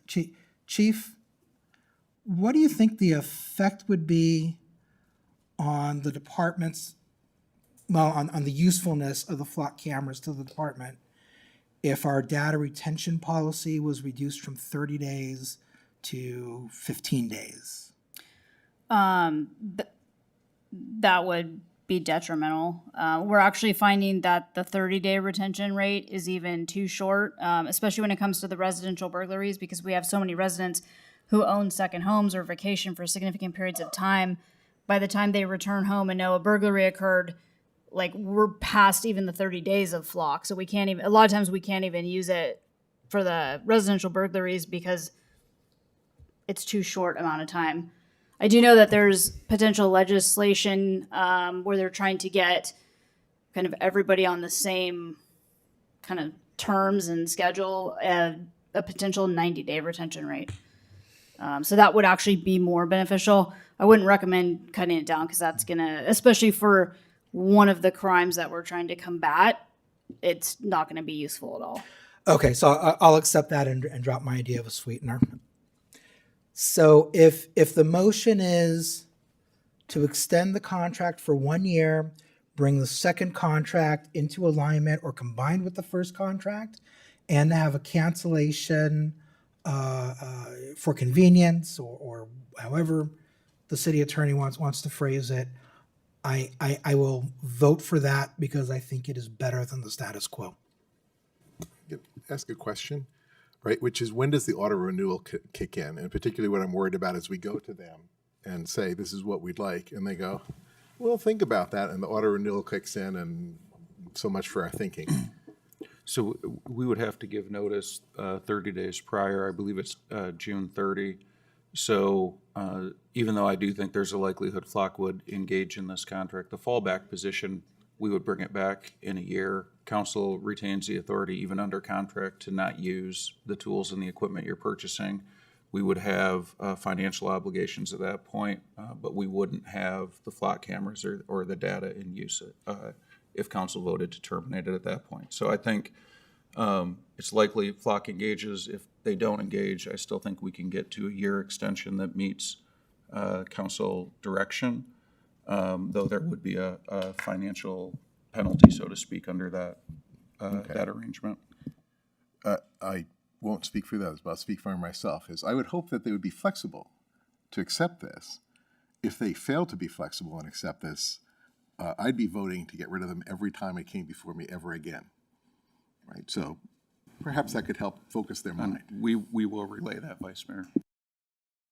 Councilmember Daley. Councilmember, to assuage your concerns and reinterpret what the city manager just said, our worst case scenario is that we would be on the financial hook, but we can turn the damn cameras off and take them off the poles. Yep. And so they would not have the data. And clearly your valuation analysis shows that we're more valuable to them than the contract. I think that's right. Yeah.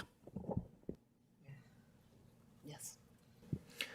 I mean, it seems to me, why don't we simply give the direction that if Flock is not willing to engage with that, then we're going to give notice of not renewing the contract.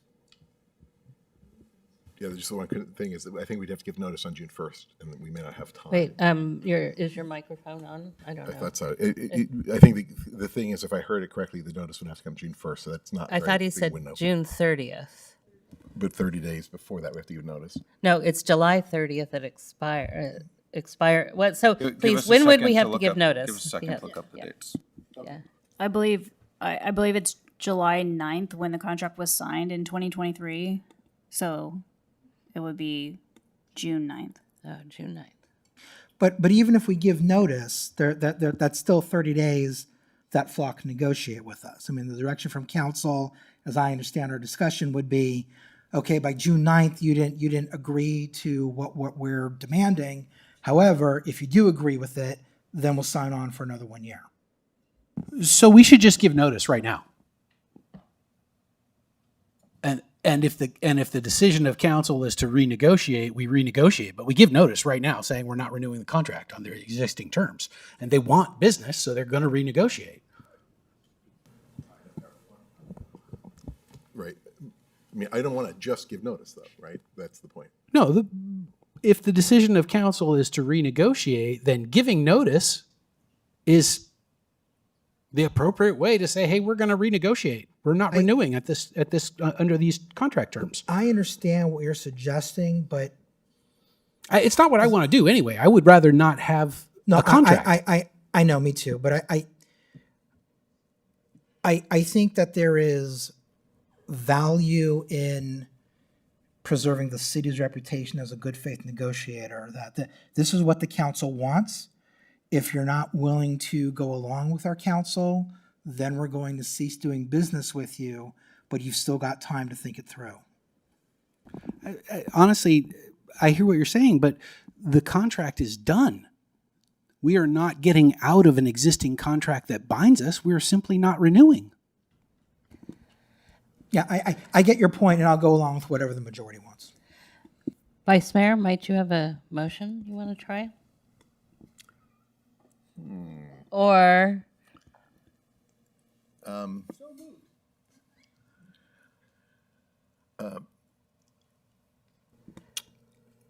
let me try phrasing this. Yeah. I move that the council works to renew, or instruct staff to work with Flock towards renewing the contract to align with the other contract and add a termination for convenience clause with some reasonable notice period, 30 days, what have you. Right? That's acceptable. With the understanding that if Flock is unwilling to agree with this, we would work to end the contracts. What do you think of that? the contract we're discussing tonight, or both? Starting with that one. Starting with that one, okay. The contract. So for friendly amendment, rather than work to cancel the contract, why don't we say we will give notice of termination of the contract before the council tonight, no later than the 30 days necessary, the 30 days is required by the contract. I accept that. Councilmember Weinberg, are you seconding that? Oh, wait. Can you repeat Yeah. that? So we renew the contract so it aligns with the other contract, add reasonable notice, and if they're unwilling to agree, then we terminate or not renew. Yeah. Termination for convenience. Yeah. Right. The point of the notice was on the convenience part. I think perhaps it would be worthwhile to look to the city attorney for what would be a reasonable notice period.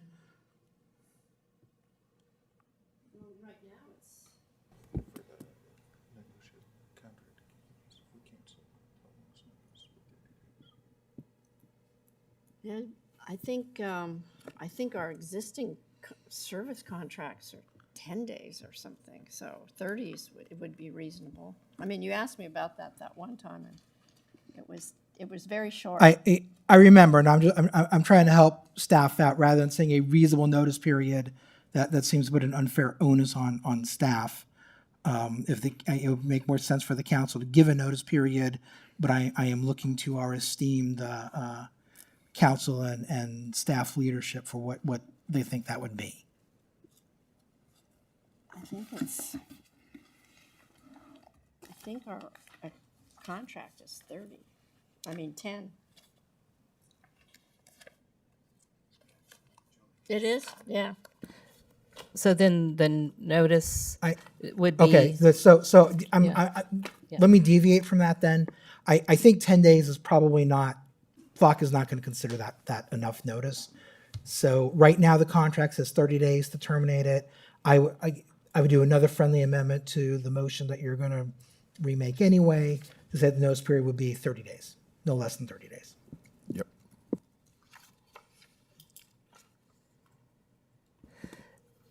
City Attorney, do you want to prompt us again with where we understand we're going to vote on? No, I just checked again. Our standard contract is 10 days. Yeah, you said, yeah. Well, you want to have the city staff renew the contract to align with the other contract, also provide reasonable notice. No, so the point of the reason, Would the be desire, let me state it back, the desire is that the two contracts are aligned, that we don't have With this staggered with stuff a anymore. reasonable notice of And the- termination well, for but convenience. the other point is that it's termination for convenience. Yes. Right, what I understand we have now is termination for breach, and I don't want to end up Yeah. debating with them whether they breach things or not. Yeah, and then the cure, and then you Right. argue about because, cure. Because what, exactly, all that sort of stuff, right? Because the issue here is that we want to retain the ability to have judgment about what they're up to. And so the point of it is that, and honestly, if they said, yeah, we can align them, yeah, you can have termination for convenience, but we need 30 days notice, I could live with that. I don't need Yeah. the 10 days. That's not what's important to me. What's important to me is that we can exercise continuing judgment about their behavior. Yeah, because they might do something egregious that has nothing to do with their contract with us. It might not be a breach of our contract, but it might be a bridge way too far.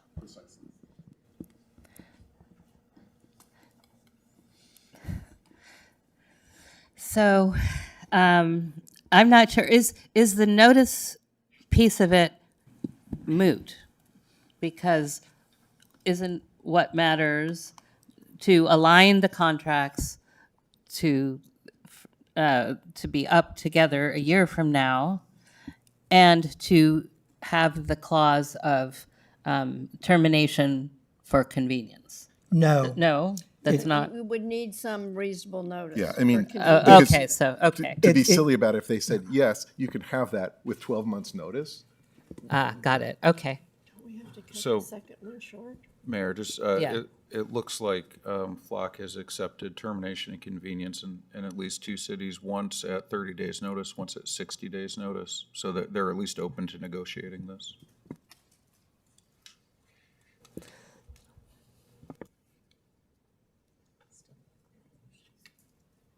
So just so we're clear, my understanding is that we're telling Flock we want to be able to terminate either contract for convenience on 30 days' notice.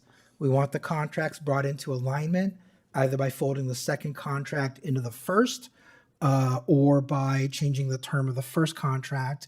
And if Flock does not agree, then we will give notice of termination of this contract no later than 30 days before it expires. Thank you for restating that. Yeah, I was going to say, is that a substitute motion that we can second, or is that still a friendly amendment? I'm kind of lost in process.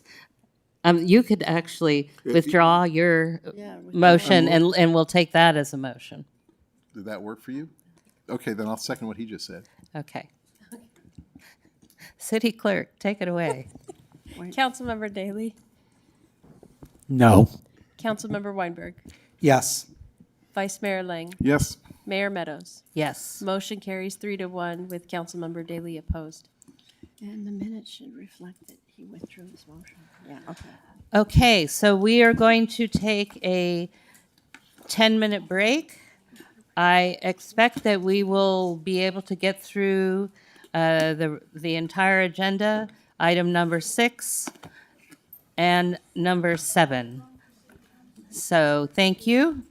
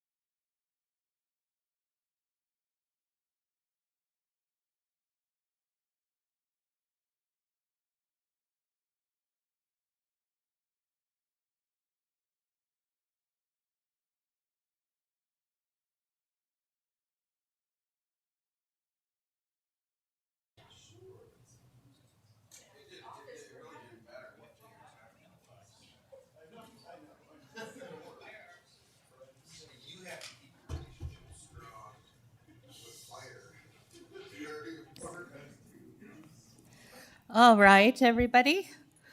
We're going to call the meeting back to order, and we're going to discuss number 6, introduction of ordinance to amend chapter 2.24, disposal of unclaimed property. Okay, I don't have a presentation for this one. I was just going to take any questions that you might have. Any questions for the chief? I have one. Go ahead. What kind of unclaimed property do we have? Because I'm thinking about filing a claim. It's just evidence. Usually items that evidence. evidence. Items of evidence or safekeeping where. So it's probably not fresh anymore. No, definitely not. Or evidence from trials and court hearings that isn't claimed afterwards. Yeah. Okay, Councilmember Weinberg. Thank you, Mayor. I'm curious how this ordinance works with, say, for example, our no camping ordinance, which says that the city is going to hold a resident's belongings for a certain amount of time. Presumably, after that amount of time, it then becomes unclaimed, or is that a completely inapplicable because it has its own provisions? City attorney, maybe this. My understanding was this was just for our property and evidence. It wouldn't be related to that, but Just property and evidence, no other property that is stored by the city. Yep. Okay, thank you. Any other questions for the chief? I'll ask a question about the auctions. So do we always work with the same auction company, or does We do. We do, so. yeah, it's one that a lot of the cities use. They usually come and do it together with a lot of the other cities. So they do one big, it's like one big yard sale. It's Yeah, one is big it like those notices we get about auctions, or that's commercial auction, like they say watches and jewelry, or this we wouldn't advertise this. We don't do mailers to the No, residents. we would just have to advertise it in the newspaper, In but the it would newspaper. basically be a link for the Okay. auction house with the all the items listed out for auction on their website with the date and time for the auction, and then information on how to bid on the items. All right, great, thank you. So if no further questions, that's what I was going to say. Do we have any public comment cards? All right, then we will bring it back for discussion or a motion. Thank you. I move that the city council adopt by title only and waive first reading of an ordinance of the city council of the city of Los Altos, amending Title II of the Los Altos Municipal Code, sections 2.24.020 and 2.24.080, and that we find this is categorically exempt from CEQA. Second. Just a quick correction to the motion. It's to introduce the ordinance, not to adopt the ordinance. Thank you. Councilmember Daley? Yes. Councilmember Weinberg? Yes. Vice Mayor Lang? Yes. Mayor Meadows? Yes. Motion carries. All right, moving forward rapidly, let's talk about the fiscal 26-27 operating budget and the 5-year capital and major maintenance program. And we have our finance director, Ms. Kim.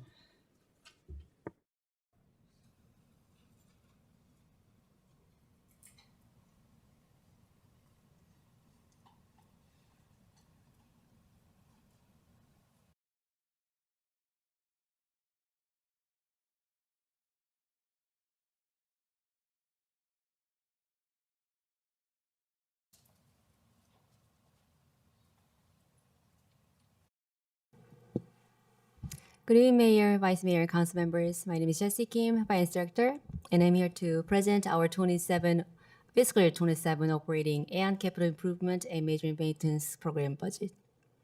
So this item is for discussion before the formal adoption on June 9th. So tonight is opportunity for you to review the budget and provide any guidance or thoughts before we bring it back to the council for the final budget.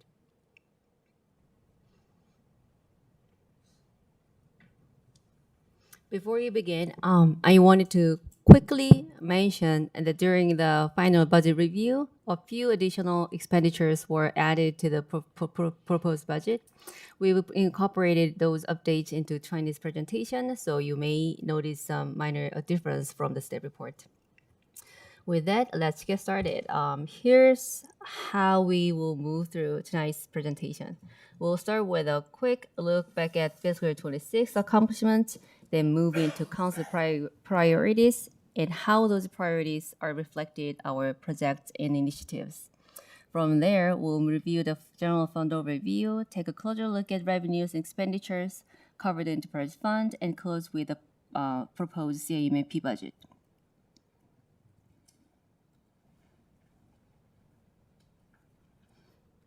And let's just start with what we accomplished in fiscal 26. It has been a productive year, and while this is not everything, I wanted to highlight a few key accomplishments. We closed out the Emergency Operations Center near Hillview, complete fence replacement at Grand Park, installed upgraded outdoor fitness equipment at Hillview to expand recreational opportunities and improve community access to wellness amenities. We also removed the former caretaker facility to address the aging structure, improve safety, and improve long-term site usability. We also implemented and went live with a viewfinder system this year and completed major upgrades on Grand Park, and Grand Park and Shaw Park Pathway and City Hall Monument Science Project will wrap up by year-end. Now let's look at the council priorities and how they are reflected in our investments for the coming year. The Council has established 5 strategic priorities: business and communities, circulation safety, inefficiency, environmental sustainability, public safety, and housing. Over the next few slides, I'll walk through the fiscal year 27 projects or initiatives under each priority, starting with public safety. Under public safety, we have 4 projects. First is the police record maintenance and dispatch system, which represents our share of the original Tri-City Public Safety Information System with Mountain View and Palo Alto. The 999 Fremont project will add a kitchen, shower, and changing space to the new substation on the south side of the city. The new police building design project will support planning and architectural design for a future police facility. Lastly, funding is included for replace and upgrade security cameras at the police department.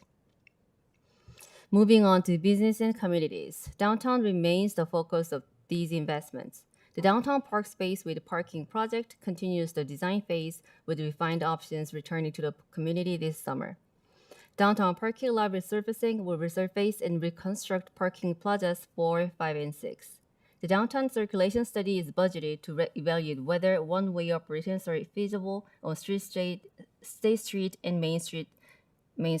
Lastly, downtown lighting improvements will enhance sidewalks, Veterans Plazas, and the parking plazas. Circulation safety and efficiency is our largest investment category with 6 projects. The San Antonio Road Complete Street project will separate pedestrians and cyclists from vehicle traffic and improve safety. Our annual street programs, resurfacing, striping, and auxiliary seal, continues to address streets nearing the end of their useful life, refresh pavement marking, and provide preventative maintenance for neighborhood streets. The new traffic signal controller at Springer and Fremont will replace outdated equipment and synchronize signals with Bootheel Expressway. The Fremont Avenue Pedestrian Bridge Rehabilitation Project will replace the timber decking, railings, and structural elements. And lastly, we also have citywide traffic safety maintenance improvements and replacement of aging traffic signs throughout the city. Altogether, the city maintains roughly 8,000 traffic signs. Next are our environmental sustainability investments, which are largely related to sewer infrastructure. The annual structural replacement project includes replacing sewer main segment with moderate to severe structural defects. Sanitary sewer video inspection will fund sensitive inspection of the sewer system, consistent with the sewer master plan's 5-year inspection cycle. The Adobe Creek Sewer Main Replacement Project includes replaced roughly 6,580 linear feet of sewer main along the creek. On the sustainability side, The green stormwater infrastructure retrofit project includes curb cuts, permeable pavement, and bioretention improvements needed to meet stormwater permit requirements by June 2027. Grand Park Solar and battery storage is included, along with MSC EV infrastructure project to prepare the site for fleet electrification in partnership with PG&E. Moving on to housing, which also includes several park-related improvements. The anchor effort in this category is the comprehensive general plan updates. This will be the city's first comprehensive update since 2002 and provides a long-term framework to guide growth, sustainability, and community character. A major focus of the update is advancing housing opportunities by aligning land use policies and infrastructure planning while balancing local priorities and quality of life. We also recently received the State's Pro Housing designation, which recognizes the city's effort to facilitate housing production through proactive planning and policies. Another key project is the 330 District Circle development, a 90-unit affordable housing project that will provide much-needed homes for lower-income households and support the city's broader housing goals. The remaining projects in this category focus on park and recreation improvements. The Shop and Grand Park Playground will replace aging play equipment. Mackenzie Pickleball Court will convert the existing tennis court into permanent pickleball courts with lighting. Tennis court resurfacing will improve the Rosita and Montclair courts, and the Grand Park basketball court replacement is also included.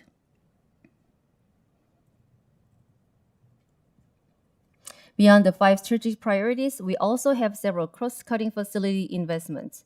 Library construction continues with the funding from NCLA. The design team has completed 30% schematic design, with construction anticipated in fiscal year 27 and 28. The City Hall emergency backup power generator project will replace aging standby units across City Hall, the Police Department, and MSC. The History Museum roof replacement and Halsey House project are also included. And Council also has overarching goals for the city to be equitable, sustainable, and fiscally prudent. One way we support those goals is by planning ahead of long-term needs. This slide focuses on Facility Maintenance Fund. Over the past several years, we are intentionally built up this fund to prepare for major facility repairs, replacement, and future needs. As you can see, the balance has increased over time as we continue setting funds aside. The idea is to build reserves gradually and use them strategically when the timing makes sense. We've taken a similar approach with the Fleet Vehicle Fund and the PERS Reserve Fund. In fiscal year 26, for example, we used the PERS Reserve to make an additional discretionary payment toward our pension liability to help reduce long-term costs. With that, let's take a look at the proposed general fund budget. Fiscal year 27 continues to show revenue growth. Total revenue, general fund revenue is proposed at $71.8 million, an increase of $6.7 million or 10.4% over the fiscal year 26 adopted budget. The biggest increase comes from community development fees, mainly due to continued building activity, including engineering permits and plan checks. You will notice that the increase is smaller compared to the projection because development revenues have continued to come in stronger than expected. As a result, fiscal year 27 is more in line with what we are currently seeing. Interest income is also higher than the adopted budget due to the stable balance and the city's sweep account, which automatically moves idle cash into interest-bearing accounts. But also budget is slightly lower than the projection to account for potential changes in interest rates. Whoops.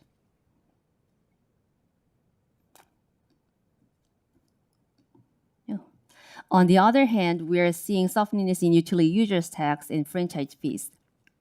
In terms of utility users tax, you are seeing a shift in the market.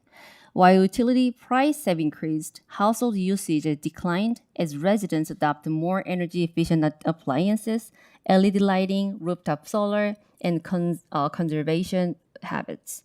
The result is higher prices but lower overall usage, which softens revenues.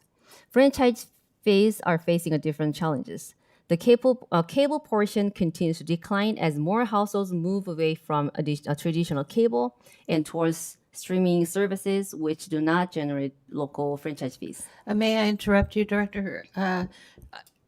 We're looking at a slide that I think is different than what you're speaking to, the revenue, or Yeah, I'm talking about the revenue, and then now I'm talking about the like decrease the revenue, but not shown on this. okay, because presentation. the slide specifically talks about development fee, interest income, and property tax. That's what you intended to be on, Right. Yeah. Okay. And Yeah, then I okay. was talking about the increase of the revenue. Now I'm talking about the potential decrease of the revenue, but Okay. it's not on the. So you were speaking to presentation. things that weren't on the slide, and that's what you. I thought maybe you're on the wrong side. Yeah. Sorry. Yeah. Go ahead. Yeah. The other franchise components remain relatively stable. Turning to expenditure, total spending is proposed at 63 million, an increase of 6.4 million or 11.2% over the fiscal year 26 adopted budget. Overall, the increase is mainly driven by additional staffing to support city services and growing project demands along with higher operating costs. I walk through the department drivers in more detail on the later slide. Putting it all together, fiscal year 27 is projected to end with an operating surplus of 8.8 million. While this is lower than the projected surplus in fiscal year 26, the budget remains balanced and the city continues to maintain a strong financial position. After planned transfers, the unassigned fund balance is projected to end at 19.7 million, slightly higher than the fiscal year 26 projection of 18.8 million. The 19.7 million unassigned fund balance we just reviewed is one part of the city's overall available reserves. In addition, the city maintains an emergency and operating reserve of 12.6 million, which is set aside by council policy to respond to emergencies and support operating stability. Combined, total available reserve are projected at 32.3 million, or about 51% of annual operating expenditures. Overall, the city remains in a strong financial position and is prepared to respond to unexpected needs while maintaining current service level. And this slide shows a breakdown of the general fund revenue. Property tax remains the city's largest source at 57% of total revenue. Community development fees are the second largest category, reflecting continued permit and development activity. Other taxes, utility taxes, and sales tax make a smaller but important portion of the budget. The remaining share falls under all other sources, including franchise fees, recreation fees, interest income, and miscellaneous revenues. And this slide shows property tax revenue over the past 6 years. As you can see, property tax revenue has continued to grow, increasing from about 31 million in fiscal year 22 to a projected 40.8 million in fiscal year 27. This growth is mainly driven by higher assessed property values along with strong assessed rough distributions. Santa Clara County's preliminary assessment roll for Los Altos is up about 6%, which gives us confidence that this trend will continue in fiscal year 27. And as mentioned on the previous slide, this shows the department-level drivers behind the fiscal year 27 expenditure changes. Public safety remains the largest department, with most of the increase related to personal costs. Community services and public works shows the largest increases, mainly due to organizational realignment and additional staffing to support growing project and traffic safety needs. Legislative and executive also increased due to expanded community engagement efforts, sustainability initiatives, and fiscal year 27 election cost. Development services decreased slightly due to the transfer of sustainability and land use engineering functions to the city manager's office and public works. Finance and human resources remain relatively stable. With that, I'll transition to the enterprise fund and walk through the key highlights. This slide provides a high-level review of the city's enterprise funds. The sewer fund continues to remain financially strong, with revenue increasing and expenditures staying relatively stable. The proposed budget also shifts more funding towards capital improvements to support key sewer infrastructure projects discussed earlier. The solid waste fund continued to be more challenging. Revenues are not keeping pace with expenditures, creating a structural gap. While a planned transfer helps support the fund in fiscal year 27, long-term sustainability will continue to be an area for future discussion. And that concludes the operating budget overview, including the general fund and enterprise fund. Next, we'll shift to the fiscal year 27 CIE-MMP budget. For fiscal year 27, the CIE-MMP totals $28.6 million. That includes $14.9 million in rollover funding from active fiscal year 26 projects and $13.7 million in new funding. Compared to fiscal year 26, the general fund portion increased by about $1.4 million, while the sewer fund nearly doubled. That increase is mainly due to the start of the 5-year system inspection cycle and sewer main replacement identified through prior inspections. Park impact fee spending decreased as several major park projects was closed. And over the next couple of slides, we'll take a closer look at the major projects driving these numbers, defined as projects with more than $500,000 budgeted in fiscal year 27. The first slide focuses on transportation and downtown-related projects. As discussed earlier, annual street programs remain some of our largest investments, along with the San Antonio Road Complete Street Project and traffic signal improvements at Springer and Fremont. On the downtown side, the downtown park space with parking project and downtown parking lot resurfacing continue to move forward. And this slide continues the major project list with investment focused on housing, parks, and infrastructure. Major efforts include the general plan update, library construction, playground renovations at Grant and Shaw Parks, and ongoing sewer infrastructure investments through the annual structural bridge replacement and sanitary sewer video inspection projects. And that concludes the proposed fiscal year 27 operating and CIE-MMP budget. And at this point, I'll turn it over to John to discuss a few potential risks we are monitoring, as well as the longer-term conversation around the police station. Great. Thank you so much, Mayor, members of the council. I would be remiss if I didn't compliment Director Kim and her team in the fantastic job they have done in putting together what is a very good budget, as well as making sure that the city's financial operations are sound, and we maintain the city council's priority of making sure that we are fiscally responsible with taxpayer dollars. It's not my privilege, but maybe my opportunity to throw some cold water on what is a good budget, and talk a little bit about some of the financial risks, pitfalls, areas of concern that we as staff are monitoring and hopefully are planning for and planning against in the future. The first one listed is actions that happen at the state level. As we know, the state is seemingly continually in a financial a precarious financial position, and so as part of that, they will sometimes look to revenues that typically come to the city or to come to cities as a potential opportunity for them to leverage. One that we listed is discussions regarding ERAF, which is a portion of the city's property tax a revenue that we receive, as well as other whether they be mandates or policies, programs that the state puts into effect that cause additional costs for the city. Of course, the federal government also has taken a number of actions, particularly in the last year and a half, that have led to increased costs for the city, particularly related to projects or various programs and operations. While we don't receive direct funding typically don't receive direct funding from the federal government, the actions and policies that are put in place certainly do have an impact on our operations and our budgeting. We are seeing some slowing of property tax growth in our neighbors.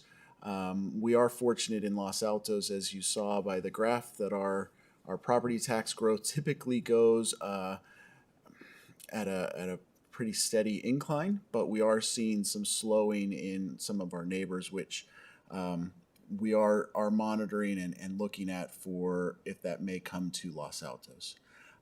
As Director Kim talked about a little bit, we are seeing a softening in particularly in our UUT as well as our franchise fees. That is directly related to the users and their behaviors, and as Jesse mentioned, switching away from having a landline phone to only having a cellular phone, switching from cable to streaming services, etc. And while it's not having a significant impact yet, it may in the future, as that is a part of our attempts to diversify our revenue stream, so we're not dependent so much on one revenue stream. And that leads me to the last one, which is our need to look at diversifying our revenue more and more. Again, so when we see an impact in one revenue source, we still have a strong base elsewhere. Go to the next slide. And then the other sort of, I guess, big unknown is related to the police station. Of course, we have been working at the council's direction on this for a number of years. Our current station is very, very old, and as we all know, is in need of replacement and or significant upgrades. We are seeing construction costs that are rising. And so we are hoping to make a plan. As you saw in the presentation, we have been setting aside funds for facility that could be used for a new police station, which could reduce future costs and the need to perhaps borrow or whatnot. And so that is sort of the big project that I think will be coming to the council in the near future, so we can have a better sense as to where we are going with that project and how much we may need to find for that project.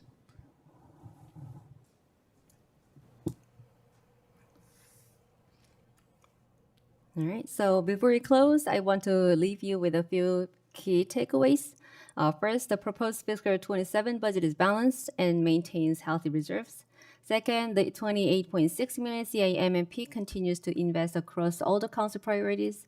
And third, while the city remains in a strong position today, long-term planning remains important, particularly around a police station and broader revenue diversification. The next step will be bringing the proposed budget back for the formal adoption on June 9th. With that, we're happy to answer any questions, and staff from other departments are here to answer these questions. Thank you. All right. Thank you very much. Excellent job. So do we have questions for Councilmember Weinberg? Thank you, Mayor. Thank you for the presentation. I much prefer the content that Director Kim gave than the Assistant City Manager gave. And I can only imagine that when your boss told you what you were doing, you felt like Vice President Harris when she was told, "Hey, you're the new border czar. Congratulations." I lost the rock, paper, scissors match with the city manager. Of course, it's important to give us perspective. But overall, congratulations to the staff as a whole. Budgeting now compared to what it was like when I first came onto the council is night and day. And I really want to congratulate, beginning with the city manager, but your entire staff for making a very clear presentation of what behind the scenes I know is a very complex process. Okay, so I do have some specific questions about the budget. I'd like to start with CalPERS. There was a Q&A about CalPERS going from 7 million to 0, and I'm afraid I have to admit that I really didn't understand it. So what are we doing with respect to our unfunded liability in the upcoming fiscal year, and what is the plan beyond that? So we create a separate fund for a PERS reserve fund, and put the funding for 7 millions. And then during the adopted budget, 2 million has been approved to make additional ADP for the unfunded liability. And additional 5 million was approved during the adopted budget, and 2 million was additionally adopted during the video budget to make ADP. So we made a 7 million total ADP payment towards our unfunded liability, so the fund is zero balance. So we had built up $7 million in the fund. That $7 million was used to pay down our liability. The fund is at zero right now. Yes. Okay, and what are we anticipating the fund will be at the end of the fiscal year? So I would like to wait until we get the final number for the fiscal 26. And after we finish our audit, we'll get the clear picture of how much our surplus will be, and it will be of the necessary of transferring the fund from general fund to the purse reserve fund. Okay, and I probably shouldn't ask this because I'm sure it'll be depressing, but what is our unfunded liability at this point? It's a great question. Give us a minute, we can look it up. Okay, while you're looking that up, I'll ask some other questions.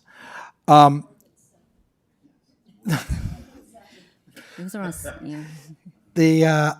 San Antonio Road project, we received a grant, but obviously that project has become more complex than originally anticipated.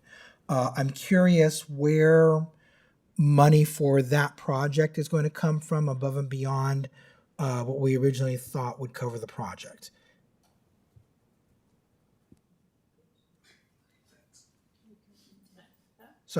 Sorry, Mr. Sun.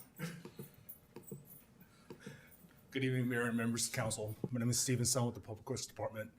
At this point in time, we are trying to be creative in how we could complete this project and with the given funds that we have. We have already gone through and did a thorough analysis of the road to determine exactly how extensive the road repair has to be. We're in the process of doing the cost estimate as we speak. So hopefully in about another week, we will be able to have that final delta. And then we're also looking at possibility of doing other things that we could do outside the fund to allow us to bridge that delta as we speak. Okay, so I think what I'm hearing from you is my question was premature. We're not far enough. We haven't figured out what we're going to do, so we really haven't been able to identify what funds are going to be needed. Correct. But, at this point in time, okay. We had to revisit all of San Antonio from Foothill all the way to El Camino Real and actually measure out what are the areas that we're going to have to totally reconstruct, what areas we can try to salvage, some areas that we don't even need to do a whole lot. All so right. we have already gone through that analysis, and now we're trying to figure out the number. But the grant does have time limits, right? I mean, isn't this something that we're going to have to look at sometime in the next fiscal year? Yes, every single time we ask for authorization from the federal government, we have up to 5 years to go ahead and deliver that phase.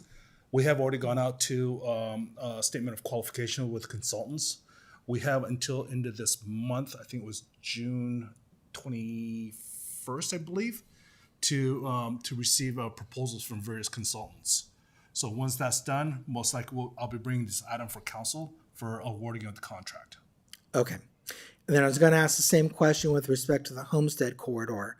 Assuming the earmark is passed by Congress in January and VTA wants to move forward with some kind of an agreement with the cities, where would that money come from? You know, it looks like they're going to ask for somewhere between $750,000 and $1 million. I don't know the exact funding source on that, but I don't think we're going to be. Those funds will be general fund balance. We'll ask the council to appropriate them and increase the budget limit. Okay. Thank you. What effect will a negative outcome in our current litigation pending with California Renters Defense Fund have on this budget? That's a good question. I owe you an update, but we are back to, we're doing further briefing. So we have no decision, and we will not get a decision again until we have to submit further briefing on the 15th. And then Judge Williams will invoke another 90 days. So we don't know, but if we could lose some of the fees, the collection of those, and coming back and like readopting fees. I keep getting compliment on my questions. This is so nice. More compliments than I get from my kids. But presumably, our development fee, the expected revenue from development fees will go down if there's an adverse ruling. For those new fees, but we haven't even really been collecting many of these new fees. Okay, so it's probably not going to have much of an effect on this budget if at all. No, it's not like Okay. losing your whole TIF or your whole sewer fee fund or something. So it's okay. Thank you. Okay, so there are two things that I'm curious about with respect to our budget and our overall financial situation. So one of them is a suggestion made by Assistant City Manager Maginot, which is that we need to diversify our revenue. That sounds like a great idea to me. How do we do it? And then sort of well, it's not really related, but my other thought was, if we decide that we need to borrow money in order to hopefully replace, but at least rehabilitate the police station, what can we start doing now to make sure we have as high a credit rating as possible? Because presumably that will make the cost of borrowing less. So I'll answer the second question first. When council first gave us direction to explore the police station, I had an independent financial expert make recommendations on things we could do to prepare ourselves for the highest credit rating possible. We've implemented most of those, including changes to our financial policies and procedures, defeasing some debt, reducing liabilities. We of course won't know what the rating is until a bond rating agency looks at it. If we were to go out today and our financial situation had not changed, I would expect a very high credit rating. But some of the ways we're looking at potentially funding a police department could impact that. So if you reduce your liquidity or put a big $20 million down payment, say on a police station, that's good because your bonding is less, but then a credit rating agency is going to look at that as constraining your capital. So the flow, the rating may be lower, but it still may be beneficial to do that. So the short answer to your question is we've implemented all of the recommendations to make the rating as high as possible. The policy questions or the policy direction that council gives will ultimately determine how we enter the market and the strength of our financial position at that time. Okay. I absolutely don't want to do it because the loan is on such favorable terms.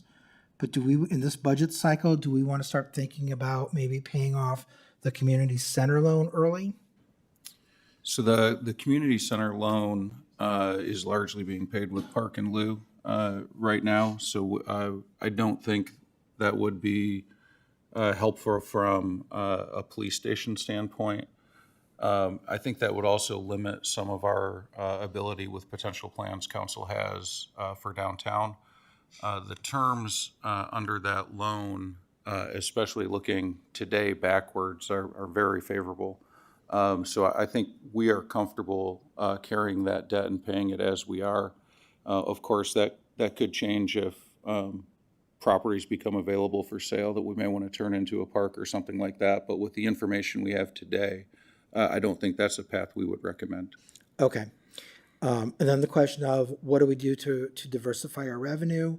And if you've been able to find that number for our unfunded liability, I'm interested. So the revenue diversification is largely in reference to the sales tax question that will come forward to council. That's the primary opportunity. There are other opportunities should the sales tax not move forward, but each of them carry, I think, unique drawbacks that would make a sales tax more favorable for diversification. So for the question on what is our current unfunded liability, As of June 30, 2024, because that is where CalPERS is currently at, they have given us numbers for 2025. Our unfunded liability was $50.8 million across all the plans. So that would be before we sent the $7 million sort of pay down, as well as all other investments and whatnot for the past year and 10 months. Okay, thank you. So then I'll go back to the city manager. What's our plan to attack that $43 million liability over the next several years? So we have a pretty good plan in place. So we want to keep making additional discretionary payments. When our funded level gets between 80 and 90%, then you want to start looking at establishing an investment plan that can go directly to CalPERS, and it allows you to invest a little bit more freely than the conservative nature that we use here. And then from that point, you can limit the additional discretionary payments you're making out of your general fund, and you can either use the capital that you're investing, or you can use the earned investment off of that to offset some of your costs. I personally wanted the funding level above 90. The wisdom of the Finance Commission, which I've come to believe has some sense, was to be more flexible in the 80 to 90 area, so we don't run the risk of missing some market opportunities that we may have. So you'll see us continue to recommend ADPs annually, looking at them at mid-year, and then transfers at the end of the year until our funding level is at an appropriate level to switch into an investment portfolio designed specifically to reduce CalPERS debt.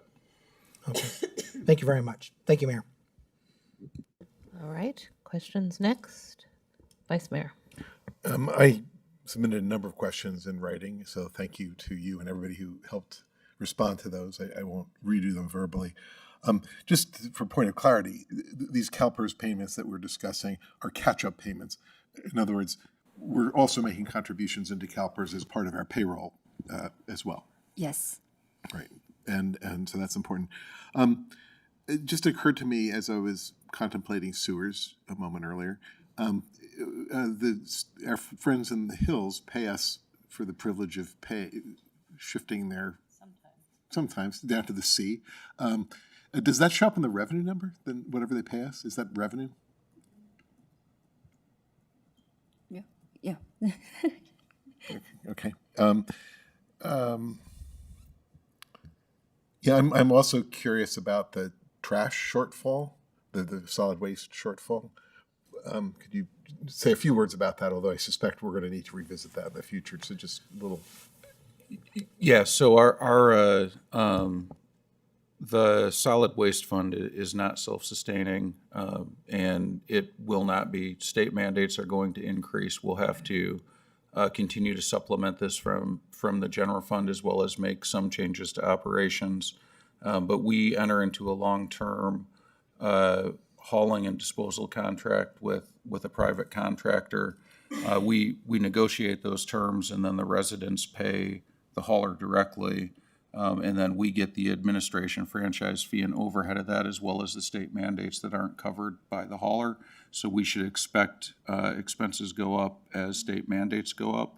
When we have the chance to renegotiate the rates, you should expect the rates will go up as the hauler's experiencing increased costs from everything that we do as well, contracts, personnel, but they're also under heavy mandates from the state that are often unfunded. I guess what I'm particularly worried about there is sort of a lingering thing where eventually there's kind of like what's happened in sewers, where there's a bunch of catching up and the residents get very distressed that they're facing a big catch up. So the cost structure on that, it'll be a little bit different. So you wouldn't run into the deferred maintenance question for solid waste in general, but for our position specifically, the landfill where we send our solid waste is filling up, and there's a potential it could close at the end of this contract period. If that happens, then you both have to negotiate new rates as well as the development of a transfer station and then a new disposal agreement. There's a chance that landfill can get extended for additional time, but at some point in the near to midterm future of Los Altos, we can expect those rates will increase as they're going to increase to the hauler, and particularly if we have to move waste to other destinations, that there's a cost that comes with that as well. That's it for me. Councilmember Daley, do you have any questions? I, like the Vice Mayor said, I had a lot of questions, or I had some questions in the Q&A, so I don't think I have any additional questions. I do want to say again, thank you, to Mr. Maginot, to the Finance Commission. So I benefit from being the liaison there, because then I've heard this before, and it really helps to absorb it. So do we have any public comments, City Clerk? No public comments. All right. So do we have any inputs to the budget or the SIMP, or do the questions satisfy us? Do we want to, actually, let's see, what is this? To discuss and provide direction for any revisions prior to our next meeting for final adoption. Does anybody have any revisions to suggest? No? No revisions. Obviously, from the questions and the discussion, you can tell that all of us have a lingering concern about the pension obligations. Those are so scary that if, it's the exponential growth thing. If you don't pay attention to it, it can get completely out of control. So it's not a change request or whatever, but just a request to be constantly vigilant about that, because it's so important. I'll ask a question as a follow-on to that, and that's absolutely true. When we've seen cities really struggle with this, if not go under on the basis of it, that's what happened in at least one of them, right? So on the relative scale, and maybe you can't say this, but you may not have the data, but it feels to me like we're being, again, prudent and diligent and in relatively good shape. Not to say that we're not behind, but the system is actually built that we're always going to be behind, which is a weird way to run pension obligations. But so do you have a comment as to how we're doing relatively? And if you don't, that's fine, just say. But So if I had to speculate, I would say with this $7 million payment, when it's recorded 2 years from now, we will probably be higher than the average funded city in the state. As a city, we didn't take quick action when PEPRA passed, I think in 2011. So this is our third, I think, ADP.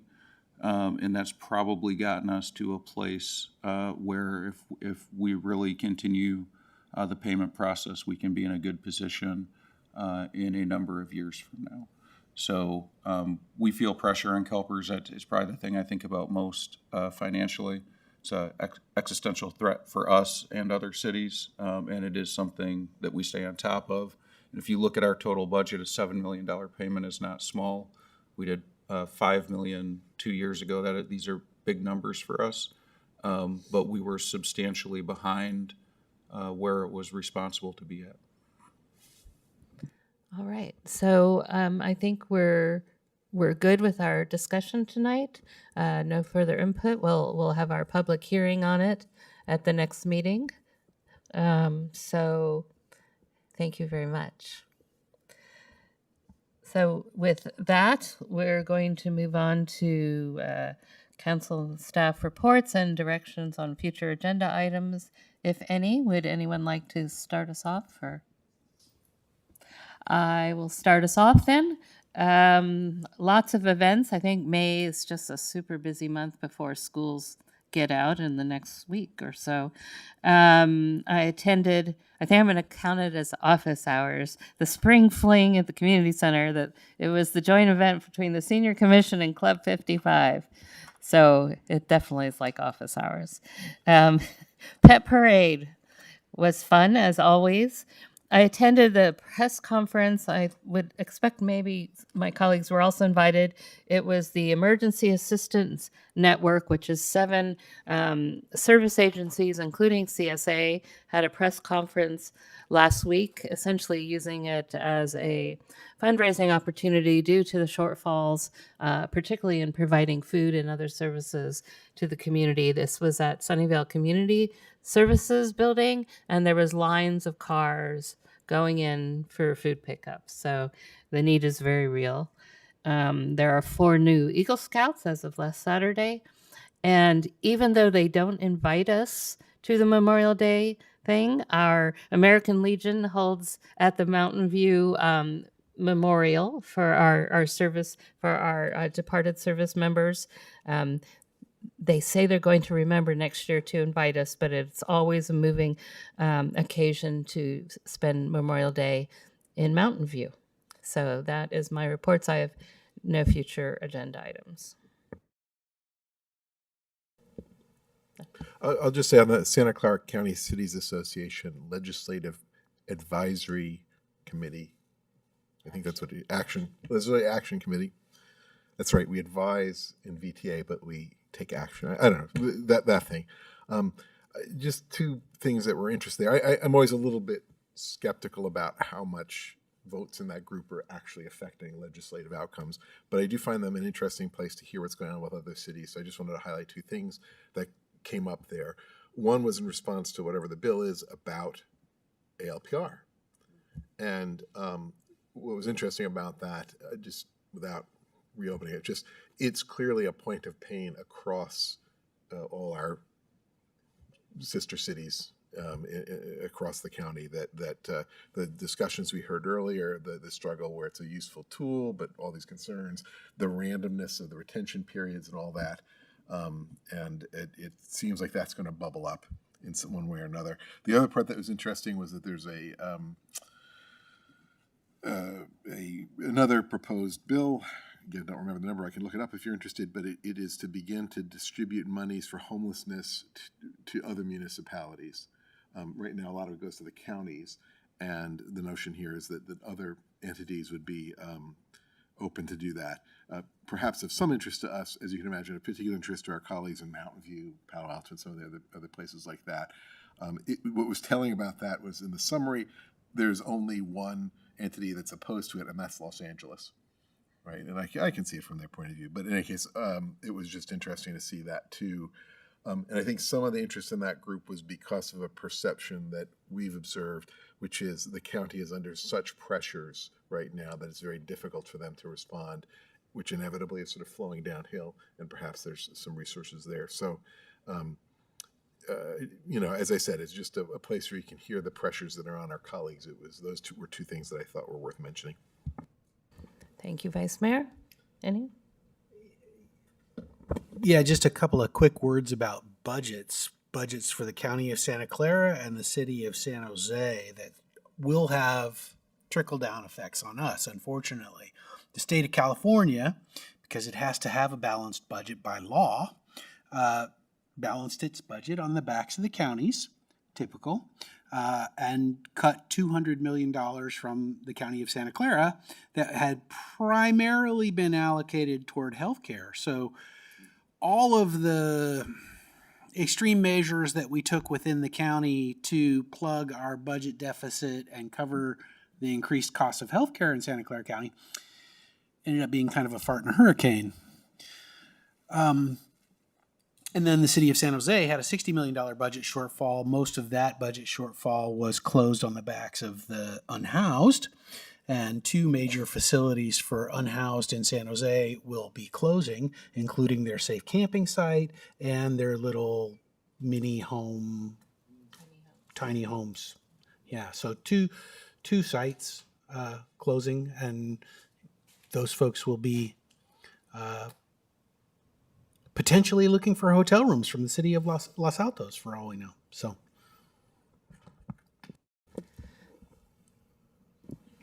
I have nothing to report. All right. City Manager, do you have anything? City Attorney? No? Okay. So with that, I will adjourn our meeting and see you all next month.